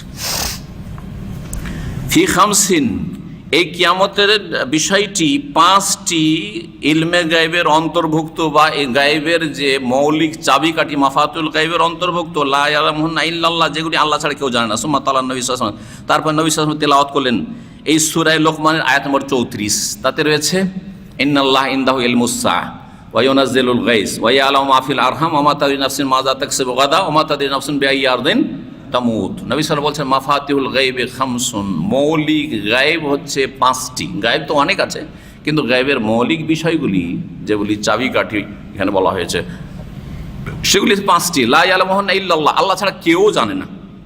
কি? সূরা লোকমানে বর্ণনা করা হয়েছে ইন্নাল্লাহা ইনদাহু ইলমুস সাআহ, আল্লাহর কাছে কিয়ামতের চূড়ান্ত জ্ঞান আছে। সুতরাং কিয়ামত কখন হবে, আর কিয়ামতের লক্ষণ, দাজ্জাল কখন আসবে, মেহেদি কখন আসবে, আল্লাহ ছাড়া কেউ জানে না। যেমন কিয়ামত জানে না, কিয়ামতের বড় লক্ষণগুলি কেউ জানে না। ছোট ছোট লক্ষণ যেগুলো চলে এসছে, এখন বুঝতে পারছি এগুলো চলে এসছে, কিন্তু বড় লক্ষণ একটিও আসেনি। সুতরাং কেউ বলতে পারবেন না যে ইয়াজুজ মাজুজ অমুক সালে চলে আসবে। দাজ্জাল এই 10 বছরের মধ্যে 2030 পর্যন্ত চলে আসবে। মেহেদি চলে আসবে 2020-এ, 19-এ তো আসলো না, কিন্তু চলে এসছে, রাস্তায় আছে। কে বলছে ইয়ামানে চলে এসছে, কে বলছে প্যালেস্টাইনে চলে এসছে। আরে ভণ্ডামির শেষ নেই। আবার ওদেরকে সহি আকীদাও বলছে। আপনার আল্লাহ হেদায়েত করেন। জি, সহি আকীদাটা বোঝার চেষ্টা করেন। জি, কিয়ামতের চূড়ান্ত জ্ঞান কার কাছে? আল্লাহর কাছে। জি, ওয়ায়ুনাজিলুল গাইস, বৃষ্টি কখন হবে, কত পরিমাণ হবে? বলছেন যে আজকাল তো বলতে পারছে যে এই সপ্তাহে বৃষ্টি হবে। না না, ওইটা বোঝানো হয়নি। বৃষ্টি হবে, কোথায় হবে, কতটা পরিমাণ হবে, বৃষ্টির যে লক্ষণগুলি দেখছে যন্ত্র দিয়ে, বিনা যন্ত্রে বলুক তো। আচ্ছা, তারপরে যন্ত্র দিয়ে বৃষ্টি, আকাশে মেঘ বা যে লক্ষণগুলি দেখে বলছে সেই লক্ষণগুলি আসার আগে অগ্রিম বলুক তো। এই বছরটা 1 বছর কম বৃষ্টি হবে বা অনাবৃষ্টি হবে বা দুর্ভিক্ষ হবে বা বৃষ্টি বেশি হবে, অমুক এলাকায় কম হবে, অমুক এলাকায় বেশি হবে, বলতে পারবে? বলতে পারবে না। যন্ত্র দিয়ে সামান্য কিছু বলে দেওয়ার, সেগুলো বলছেন গায়েব থাকলো না, ভুল কথা এটা।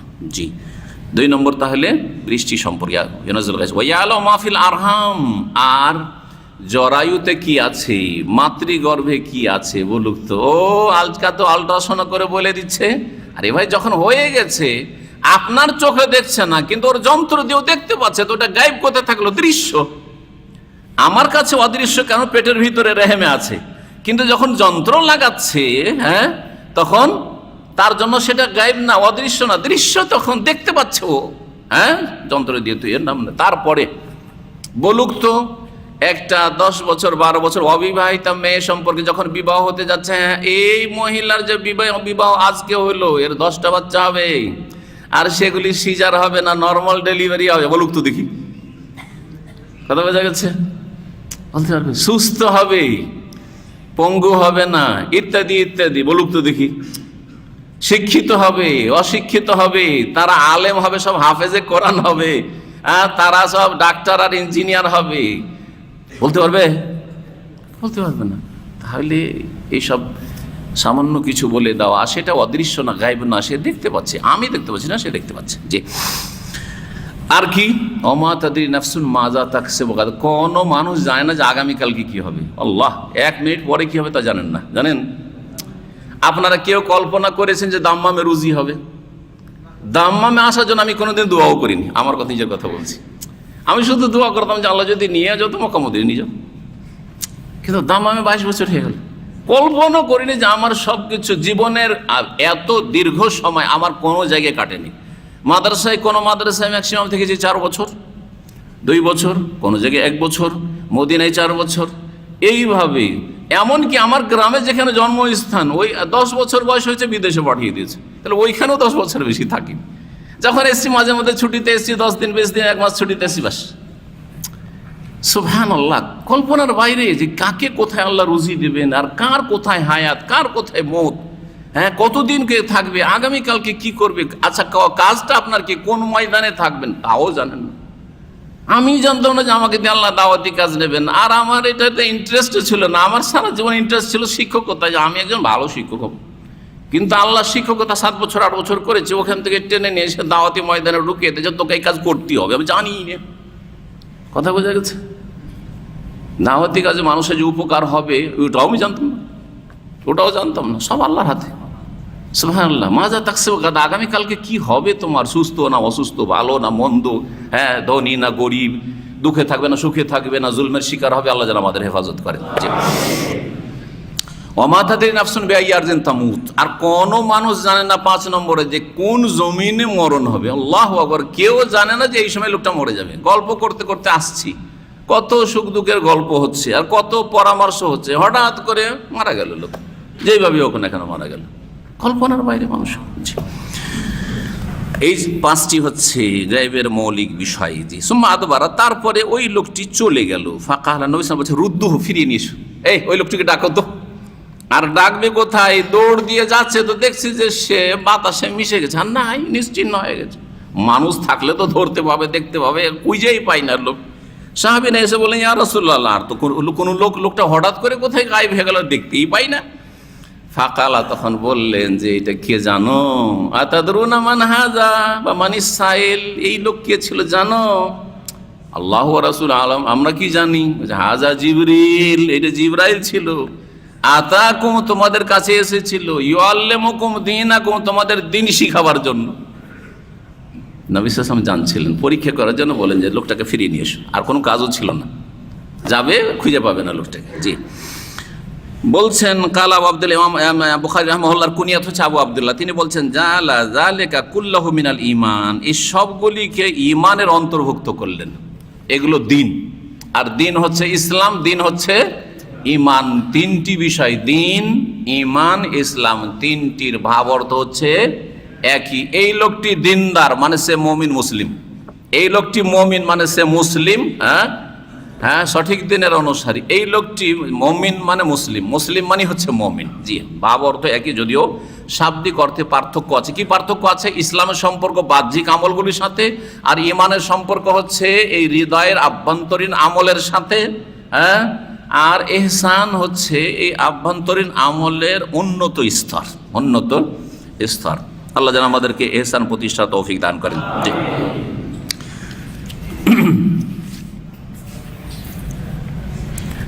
38 নম্বর অধ্যায় ইমাম বুখারী রাহিমাহুল্লাহ বলছেন বাবুন, মানে হাজা বাবুন, এটা একটি অধ্যায়। এইভাবে মাঝে মাঝে শুধু বাবুন বলে ছেড়ে দিয়েছে ইমাম বুখারী রাহিমাহুল্লাহ। কেন?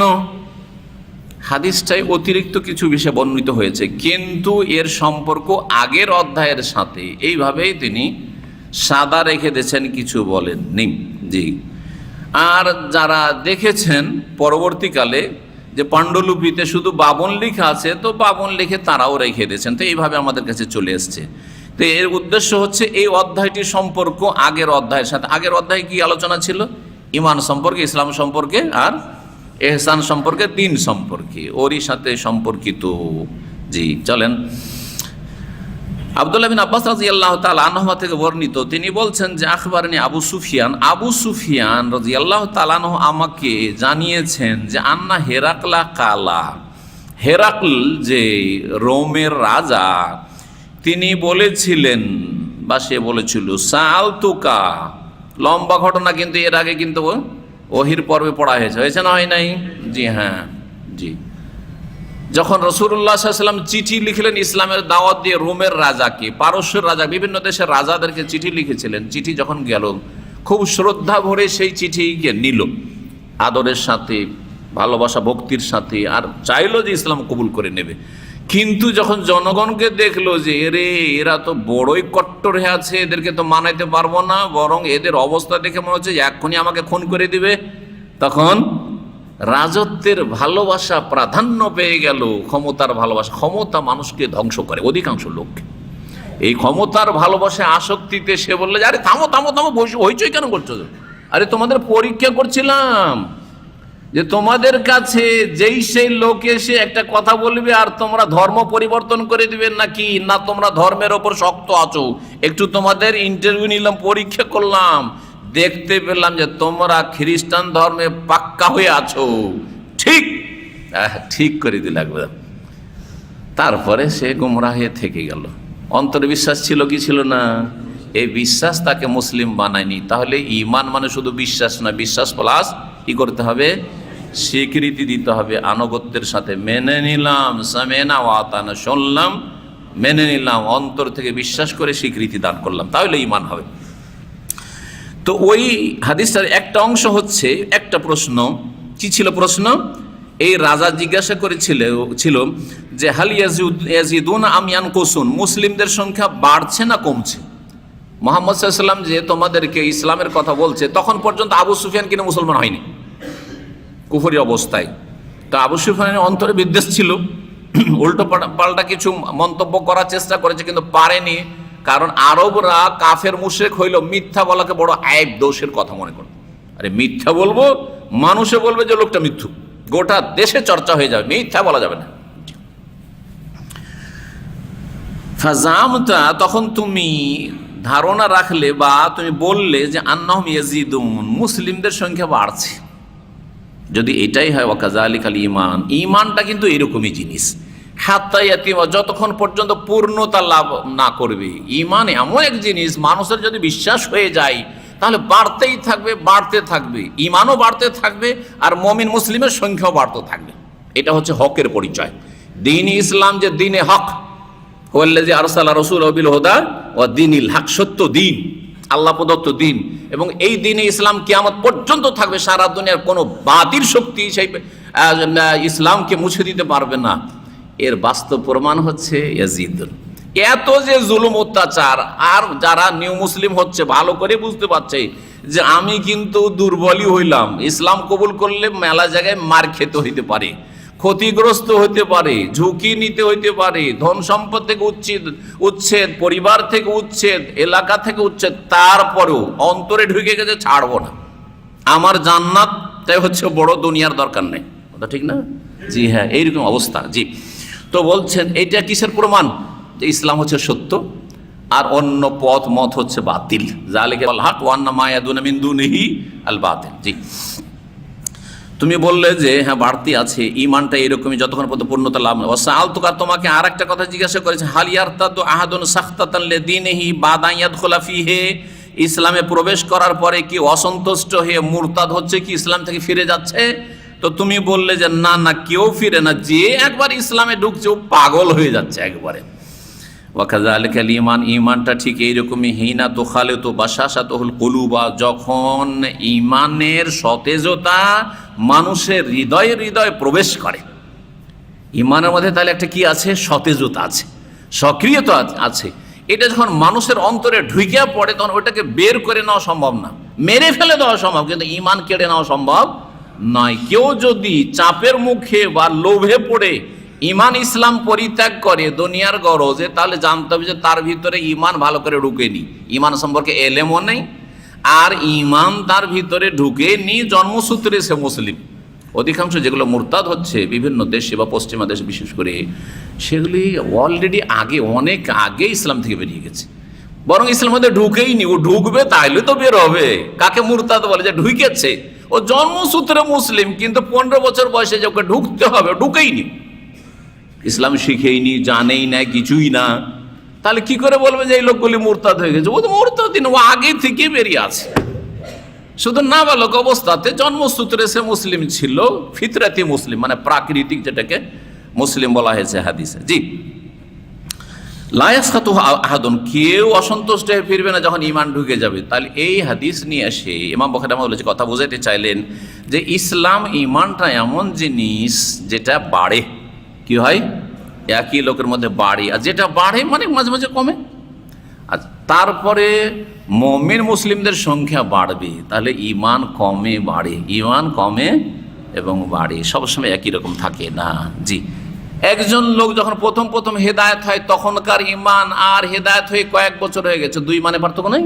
পার্থক্য আছে। জি, তারপরে 39 নম্বর অধ্যায় বলছেন বাবু ফাজলে মান ইস্তাবরা লিদীনিহি।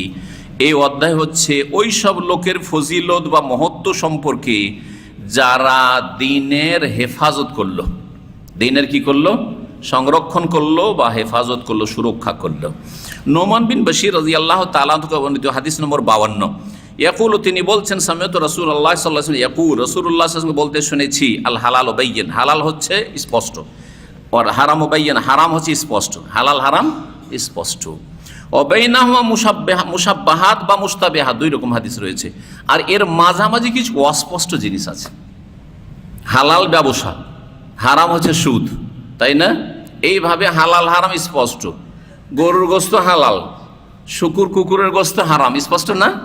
স্পষ্ট। কিন্তু কিছু অস্পষ্ট জিনিস আছে, কিছু অস্পষ্ট আছে, যে অস্পষ্টগুলি লা ইয়ালামুহা কাসীরুম মিনান নাস, অধিকাংশ লোক জানে না। কারণ অধিকাংশ লোক জনগণ, অধিকাংশ লোক আলেম নয়, হ্যাঁ, দিনের জ্ঞানী নয়, ফকিহ নয়, সুতরাং তারা জানবে কি করে? তাহলে অধিকাংশ লোক জানে না। অধিকাংশ জানে না তার মানে অল্প কিছু লোক অবশ্যই জানে। যারা অধিকাংশ জানে না তাদের উচিত হবে অল্প কিছু লোক যারা জানে তাদের কাছ থেকে জেনে নিতে হবে। এটা হচ্ছে এখানে শিক্ষা। ফামানিত্তাকাল মুশাব্বাহাত, সুতরাং যেই ব্যক্তি সন্দেহের বস্তুগুলি থেকে বেঁচে থাকলো। যখন সন্দেহ, ধরেন আপনার সন্দেহ হচ্ছে, সন্দেহের মালা মশলা, অনেক জিনিসে আপনার সন্দেহ কিন্তু আরেকজনের সন্দেহ নেই। বন্ধকের জমি আর তার ফসল খাওয়া, আর পুরো টাকাটা পরে নিয়েও নিলেন আপনি, আপনার জন্য সন্দেহ, কি জানি হালাল না হারাম, হালাল না হারাম, আর একজন হারাম খেয়েই যাচ্ছে বেপরোয়া হয়। আর একজনের কাছে স্পষ্ট যে এটা হারাম, কিন্তু আপনার কাছে সেটা কি মুশতাবাহাতের অন্তর্ভুক্ত, মানে অস্পষ্ট। আপনার কাছে অস্পষ্ট যদি হয় তাহলে কি করতে হবে? করতে হবে না ছাড়তে হবে? ছাড়তে হবে। জর্দা আসল হচ্ছে হারাম, কিন্তু ধরেন আপনি শুনেছেন মাকরু, আপনাকে সন্দেহ লাগছে মাকরু না হারাম ঘৃণিত, আর মাকরু হইলে তো করা ভালো জিনিস নয়, তাহলে আপনাকে বাঁচতে হবে না ধরতে হবে না খেতে হবে? না খেতে হবে না। তাহলে যেখানে সন্দেহ সেখানে কি ছেড়ে দেন, আপনি ছেড়ে দেন। জি, অমুসলিমদের হোটেলে, কাফের হোটেলে জানি না এটা যে কিসের গোস্ত আছে না আছে, আমিও খাবো না। কি খাবো? নিরামিষ খাবো, সবজি খান, মাছ খান, ঝামেলা নেই। অমুসলিম হোটেলে খেতে হচ্ছে, অসুবিধা নেই, কিন্তু আপনি এমন জিনিস খান যেখানে হারাম থেকে আপনি মুক্ত থাকলে আপনি সন্দেহ কেন পড়তে যাবেন আপনি? জি, পশ্চিমা দেশে গিয়ে আপনি বার্গার খাবেন আর বলছেন যে হালাল ফুড লিখা আছে, হালাল ফুড লিখা আছে, তারপরে ভাই আপনি বাঁচেন, সন্দেহ হইলে বাঁচেন, সন্দেহ নেই। যারা অবশ্য যারা হালাল লিখছে ওদের বেশ কিছু শর্ত আছে কড়াকড়ি, ইনশাআল্লাহ হালাল হয়তো, কিন্তু কথা হচ্ছে তারপরে একটা লোক অধিক সতর্ক থাকতে পারে। আমি দেখেন, আমরা শরীর স্বাস্থ্য ঠিক রাখার জন্য হোটেলে খাই না, হোটেলের তেল হচ্ছে সস্তা তেল, তাই খাই না, ভালো তেলের হালকা ভালো জিনিস খেলাম, তাই না? তো শরীরটা রক্ষা করার জন্য এত যত্ন করছেন, তা ইমান ইসলাম রক্ষা করার জন্য আপনি কেন যত্ন করবেন না? আপনি কেন মুসলিমদের হোটেলে খাবেন আর যেটা সেটা খাবেন? আর অসুবিধা নাই, এইটা ম্যাকডোনাল্ড হইলো, এতে কোনো অসুবিধা নাই। ভাই আপনার কাছে দেশের জিনিস আছে, দেশীয় জিনিস আছে, যেখানে আপনার কোনো সন্দেহ নেই, ওটা খান। বিদেশি জিনিস কেন খাবেন আপনি? ওমান ওয়াকাফি বলছেন যে যেই ব্যক্তি সন্দেহ থেকে বাঁচলো, ইস্তাবরা আলে দ্বীনি ওয়া ইরজি, সেই ব্যক্তি তার দ্বীনের হেফাজত করে নিল। প্রথম দ্বীনের হেফাজত হলো, আর মান সম্মানেরও হেফাজত করলো, মান ইজ্জতের হেফাজত হলো।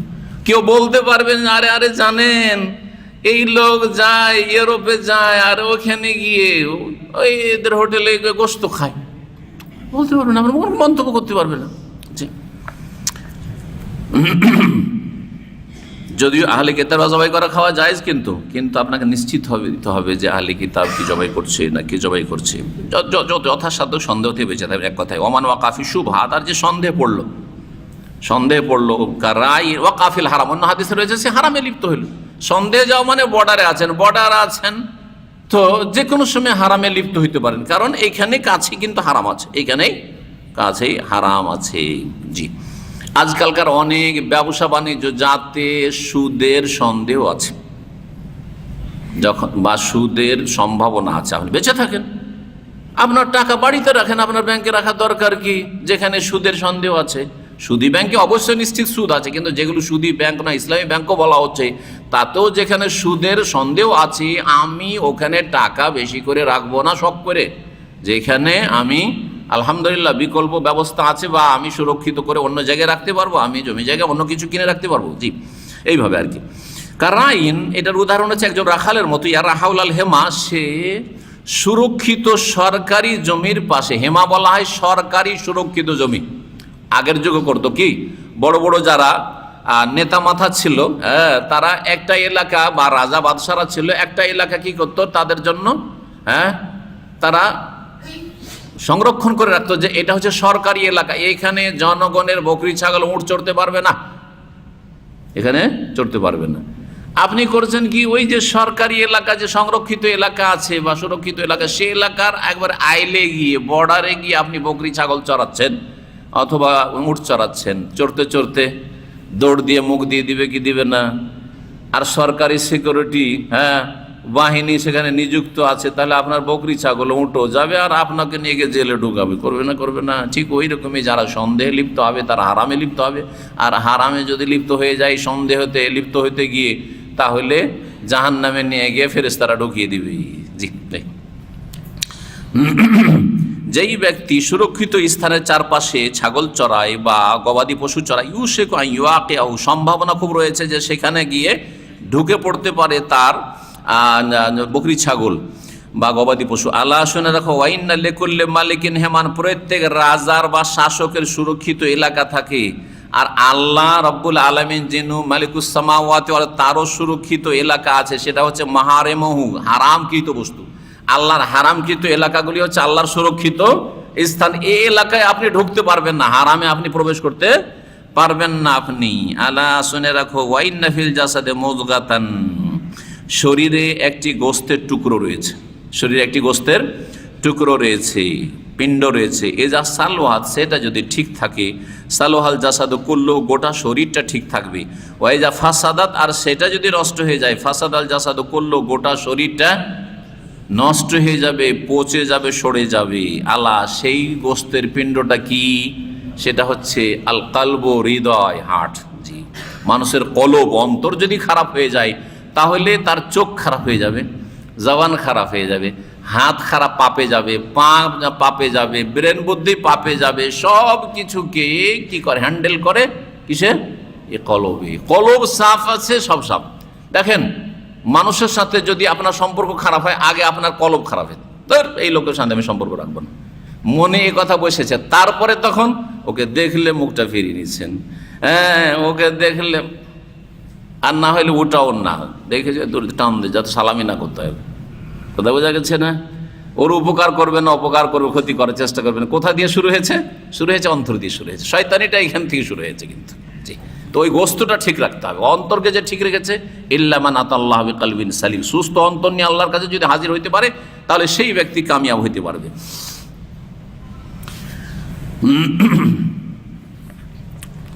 40 নম্বর অধ্যায়, বাবুন আদাউল খুমুসে মিনাল ঈমান।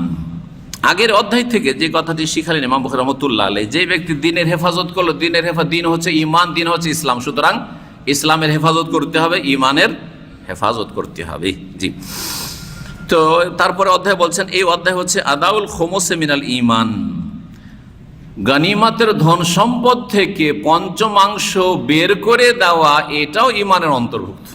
অথচ এটা ইসলামের পিলার নয়, ঈমানের পিলার নয়, তারপরেও এটাও একটা ঈমানের অংশ, এটা একটা কাজ, এটা আমল। তাহলে আমল ঈমানের মধ্যে শামিল, আমল ঈমানের অন্তর্ভুক্ত, এই কথা বুঝাতে চেয়েছেন। 53 নম্বর হাদিস, আবু জামরা রাদিয়াল্লাহু তাআলা আনহু, বা তাবেঈ, তিনি প্রখ্যাত তাবেঈ, কিন্তু আবু জামরা রাহমাতুল্লাহি আলাইহি রাদিয়াল্লাহু তাআলা, তাবেঈ কিন্তু রাদিয়াল্লাহু আনহু বলা জায়েজ আছে, অসুবিধা নেই। যদিও পরিভাষা হচ্ছে উত্তম হচ্ছে সাহাবীদের সাথে সীমিত রাখা, যাতে শুনলে আম জনগণও বুঝতে পারে যে রাদিয়াল্লাহ বলা হলো তার মানে সাহাবী, আর রাহিমাহুল্লাহ বলা হলো মানে সাহাবীদের পরে কেউ হবেন। জি, যে কোনো মুসলিম ব্যক্তিকে রাহিমাহুল্লাহ বলা যেতে পারে যদি মৃত হয় তাহলে। আবু জামরা রাহিমাহুল্লাহ রাদিয়াল্লাহু আনহু থেকে বর্ণিত, তিনি বলছেন, কুনতু আকুদু মা ইবনে আব্বাস, আমি আব্দুল্লাহ বিন আব্বাস রাদিয়াল্লাহু তাআলা আনহুমার সাথে বসতাম। ইনি আবু জামরা আব্দুল্লাহ বিন আব্বাস রাদিয়াল্লাহু তাআলা আনহুমা, যিনি রাসূলুল্লাহ সাল্লাল্লাহু আলাইহি ওয়াসাল্লামের সবচাইতে বড় আলেম সাহাবী ছিলেন, মুফাসসির ছিলেন, যার জন্য স্পেশালি দোয়া করেন রাসূলুল্লাহ, চাচাতো ভাই রাসূলুল্লাহ সাল্লাল্লাহু আলাইহি ওয়াসাল্লামের, তার খাস ছাত্র, বিশিষ্ট ছাত্র।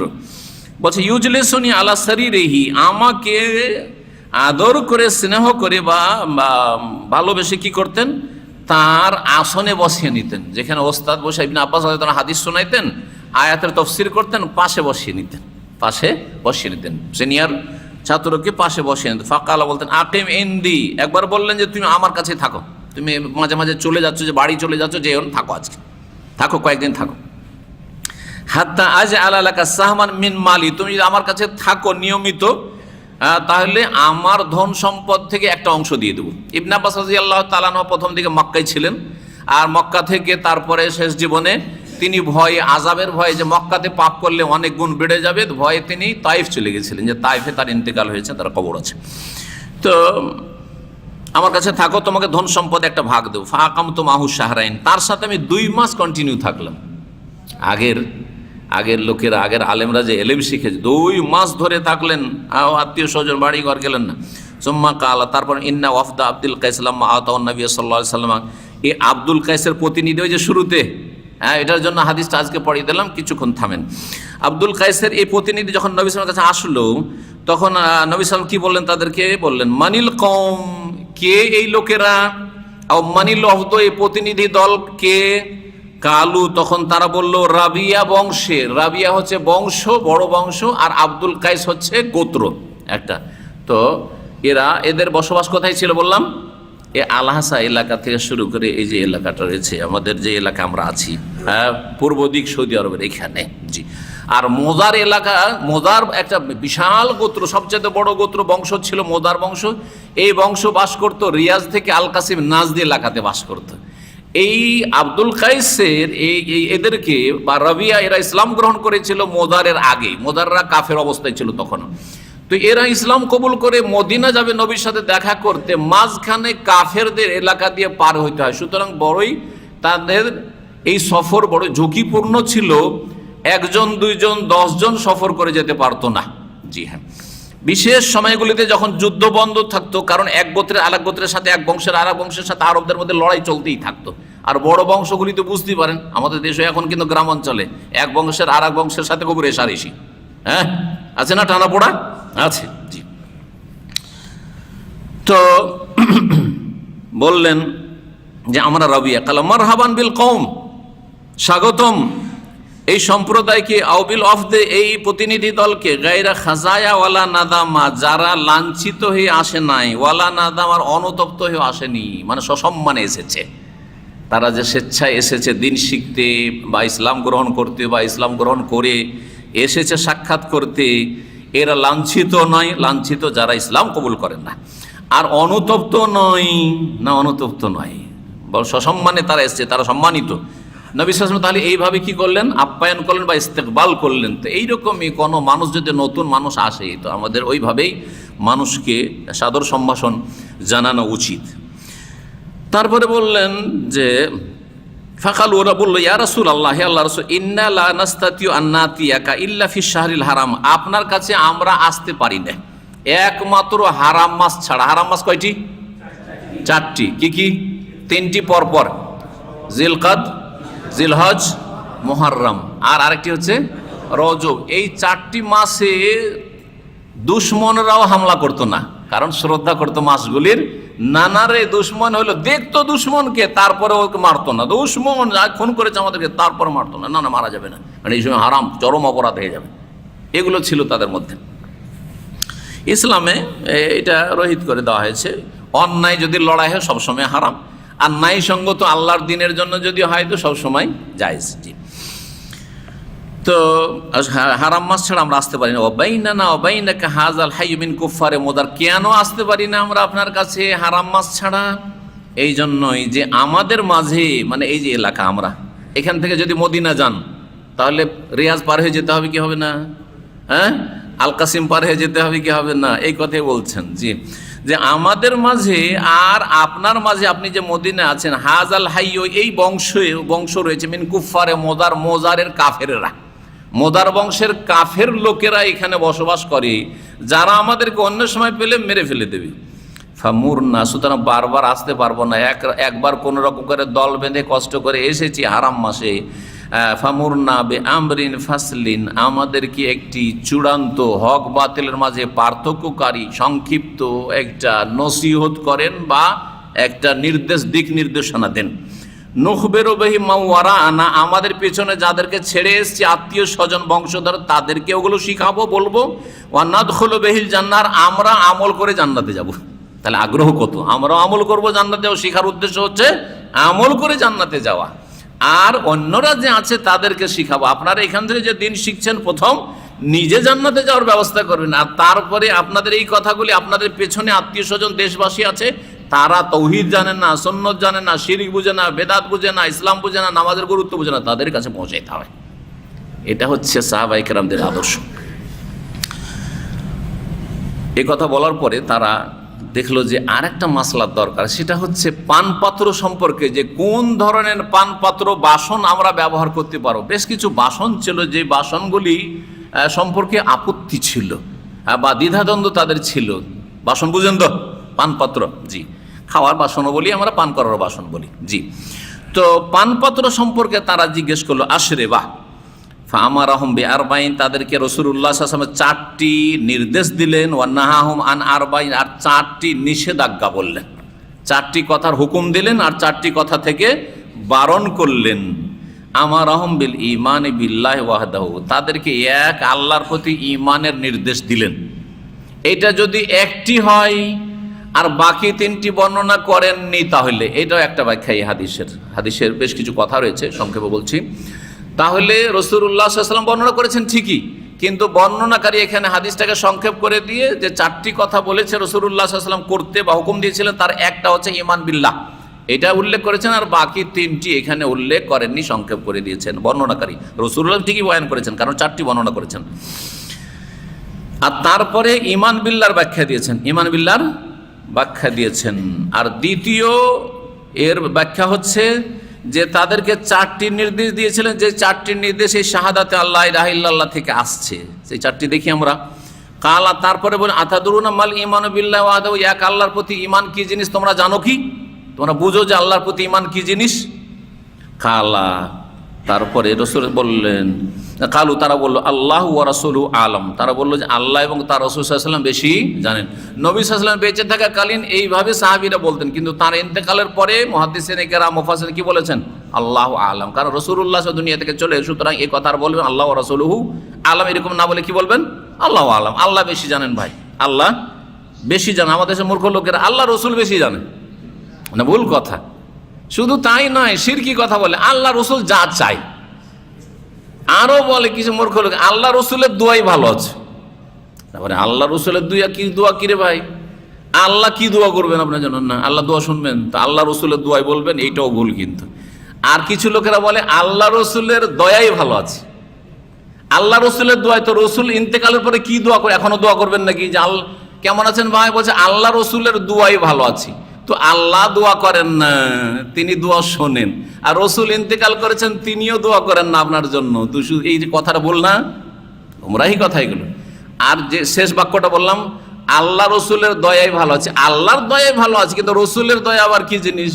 রসুলের দয়াতে ভালো আছেন, তাহলে শিরকি কথা না? সবগুলি এগুলি গুমরাহি কথা। এই সব কথাগুলি আমাদের সমাজে কিন্তু প্রচলিত আছে অজ্ঞদের মাঝে। দিন শিখতে হবে।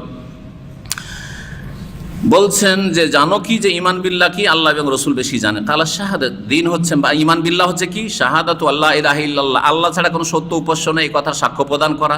আর মুহাম্মদ সাল্লাল্লাহু আলাইহি ওয়াসাল্লাম আল্লাহর রসুল, এই কথার সাক্ষ্য প্রদান করা। এটা একটা হইল।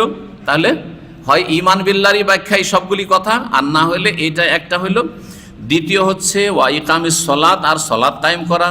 তৃতীয় হচ্ছে ইতাউজ জাকাত, জাকাত দেওয়া। ওয়া সিয়াম রমজান, 4 নম্বর হচ্ছে রমজান মাসের সিয়াম পালন করা, রোজা রাখা। তাহলে 4টা হয়ে গেল, 4টা হয়ে গেল। তারপর রাসূলুল্লাহ সাল্লাল্লাহু আলাইহি ওয়াসাল্লাম ভাবলেন যে 4টা, এই যে 4টা হয়ে গেল, এগুলো তো ইসলামের রুকুন হয়ে গেল, ঠিক না?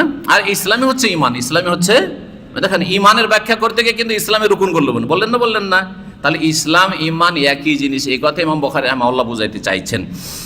তো এগুলো হয়ে যাওয়ার পরে চিন্তা করলেন যে এরা যখন মুসলিম হয়েছে, কখনো জিহাদ ফিসাবিল্লাহ হবে কাফেরদের সাথে, আর গনিমতের ধন সম্পদ পাবে, তো গনিমতের হুকুম তাদেরকে জানানো জরুরি, কারণ এটাও ফরজ তাদের জানা। সুতরাং অতিরিক্ত একটা এলেম তাদেরকে দিলেন কি? ওয়ান তু মিনাল মাগনামিল খুমুস, গনিমতের ধন সম্পদ থেকে, জিহাদের ময়দান থেকে কাফেরদের ধন সম্পদ যেটা পাওয়া যায়, সেটার নাম হচ্ছে, লড়াইয়ের পরে যেটা পাওয়া যায় সেটার নাম হচ্ছে গনিমত। গনিমতের ধন সম্পদ থেকে 5ম দিয়ে দিবে। 5ম তোমরা রাসূলুল্লাহ সাল্লাল্লাহু আলাইহি ওয়াসাল্লামের কাছে জমা করে দিবে। তাহলে 5ম দিয়ে তারপরে কতটা বাঁচলো? হ্যাঁ, 4 ভাগ বাঁচলো। এই 4 ভাগ কারা নেবে? যারা জিহাদে অংশ নিয়েছে তারা নেবে। এইটা হচ্ছে তাদের মাঝে ভাগ বন্টন করে দিবে। আর এই 5ম আবার যে নবী সাল্লাল্লাহু আলাইহি ওয়াসাল্লামের কাছে গেল, এটা কে নেবে? এতে আল্লাহ বলছেন সূরা আনফালের আয়াত নম্বর 41, 10ম পারার প্রথম আয়াত, ওয়ালামু আন্নামা গানিমতুম মিন শাইইন ফাআন্না লিল্লাহি খুমুসা ওয়া লির-রাসূলি ওয়া লিযিল কুরবা ওয়াল ইয়াতামা ওয়াল মাসাকিন ওয়াবনিস সাবিল। যেই খুমুস 5ম নেওয়া হবে সেটা আল্লাহর জন্য, মানে আল্লাহ যেভাবে ভাগ বন্টন করতে বলছেন ওইভাবে ভাগ করে, আল্লাহ নেবেন না। রাসূলুল্লাহ সাল্লাল্লাহু আলাইহি ওয়াসাল্লাম, তার বংশধর, কারণ তাদের জন্য সাদকা যাকাত হারাম ছিল, সেই জন্য গনিমতের ধন সম্পদে 1টা ভাগ নেবেন। তারপরে ওয়ালিযিল কুরবা, আত্মীয় স্বজনদের জন্য, ওয়াল ইয়াতামা, আর ইয়াতিমদের জন্য, ওয়াল মাসাকিন, মিসকিনদের জন্য, ওয়াবনিস সাবিল, আর ইবনুস সাবিলের জন্য। কয়টা ভাগ হইল?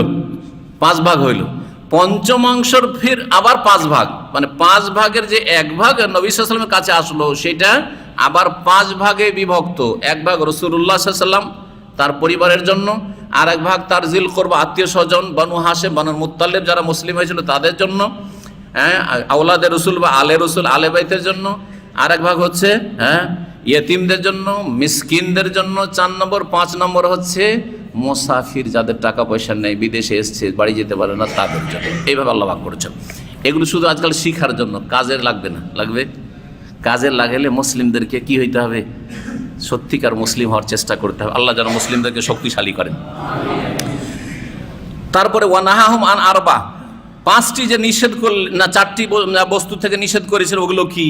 ওগুলো ছিল পান পাত্র, আনিল হান্তম, সবুজ কলস। কলস বোঝেন? কলসি। কলসি বলেন না কলস বলেন? বড় হলে কলস আর ছোট হলে কলসি, এইটাই আমাদের দেশি কথা।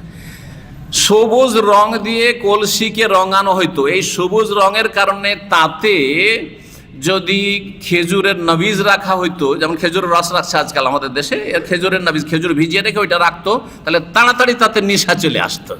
জি হ্যাঁ। বা তারা যখন মদ খেত এই সবুজ কলসি ব্যবহার করতো। সবুজ কলসি নিষেধ করছেন তোমরা ব্যবহার করবে না। ও দুব্বা, আর লাউয়ের শুষ্ক যে খোল রয়েছে সেটার পাত্র ব্যবহার করবে না।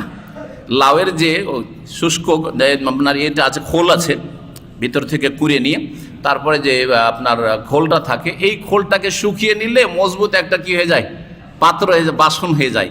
এই বাসনে তারা ওই যুগে মদ পান করত। নিষেধ করলেন তোমরা লাউয়ের এইরকম শুষ্ক খোলের পাত্র ব্যবহার করবে না, তোমাদের পানীয় হালাল পান করতে গিয়ে মদ হারাম হয়েছে, সুতরাং এই বর্তনগুলি বাদ দাও। ওয়ান নাকির, এবং খেজুরের কাণ্ডকে খোদাই করে যে পাত্র তৈরি করা হয়, কাঠের পাত্র, সেটাও তোমরা ব্যবহার করবে না, সেটাও ব্যবহার করবে না। কারণ ওতে তারা কি করত, যখন মদ হালাল ছিল, হারাম হয়নি যতদিন পর্যন্ত, ততদিন তারা ওগুলোতে কি খেত? মদ খেত।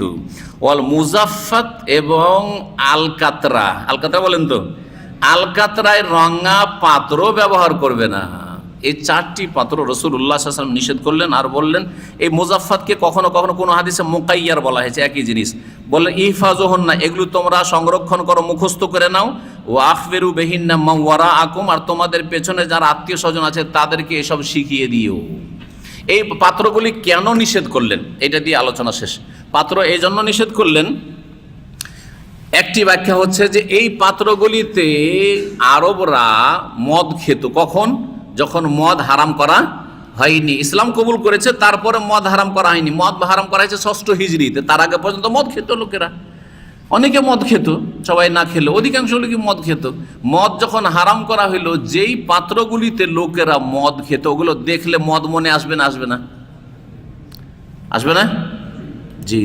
কোনো জিনিস যদি আপনি দেখেন বা কোনো জায়গায় কোনো কিছু করে থাকেন, ওটা দেখলে কিন্তু আপনার গুনহাটা মনে চলে আসবে। আসবে না? আসবে না? কোনো একটা সিনেমা হলে সিনেমা দেখেছেন, যখন ওই জায়গায় যাবেন, আরে কোন এক সময় আমি খুব সিনেমা দেখেছি, মনে আসবে না? আসবে না?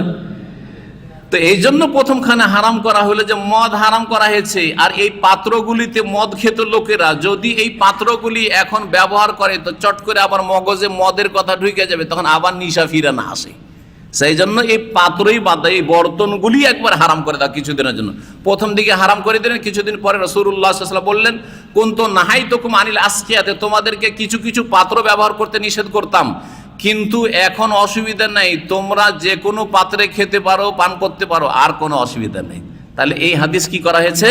রহিত মানসুখ করে দেওয়া হয়েছে, যদি এই ব্যাখ্যা করা হয়।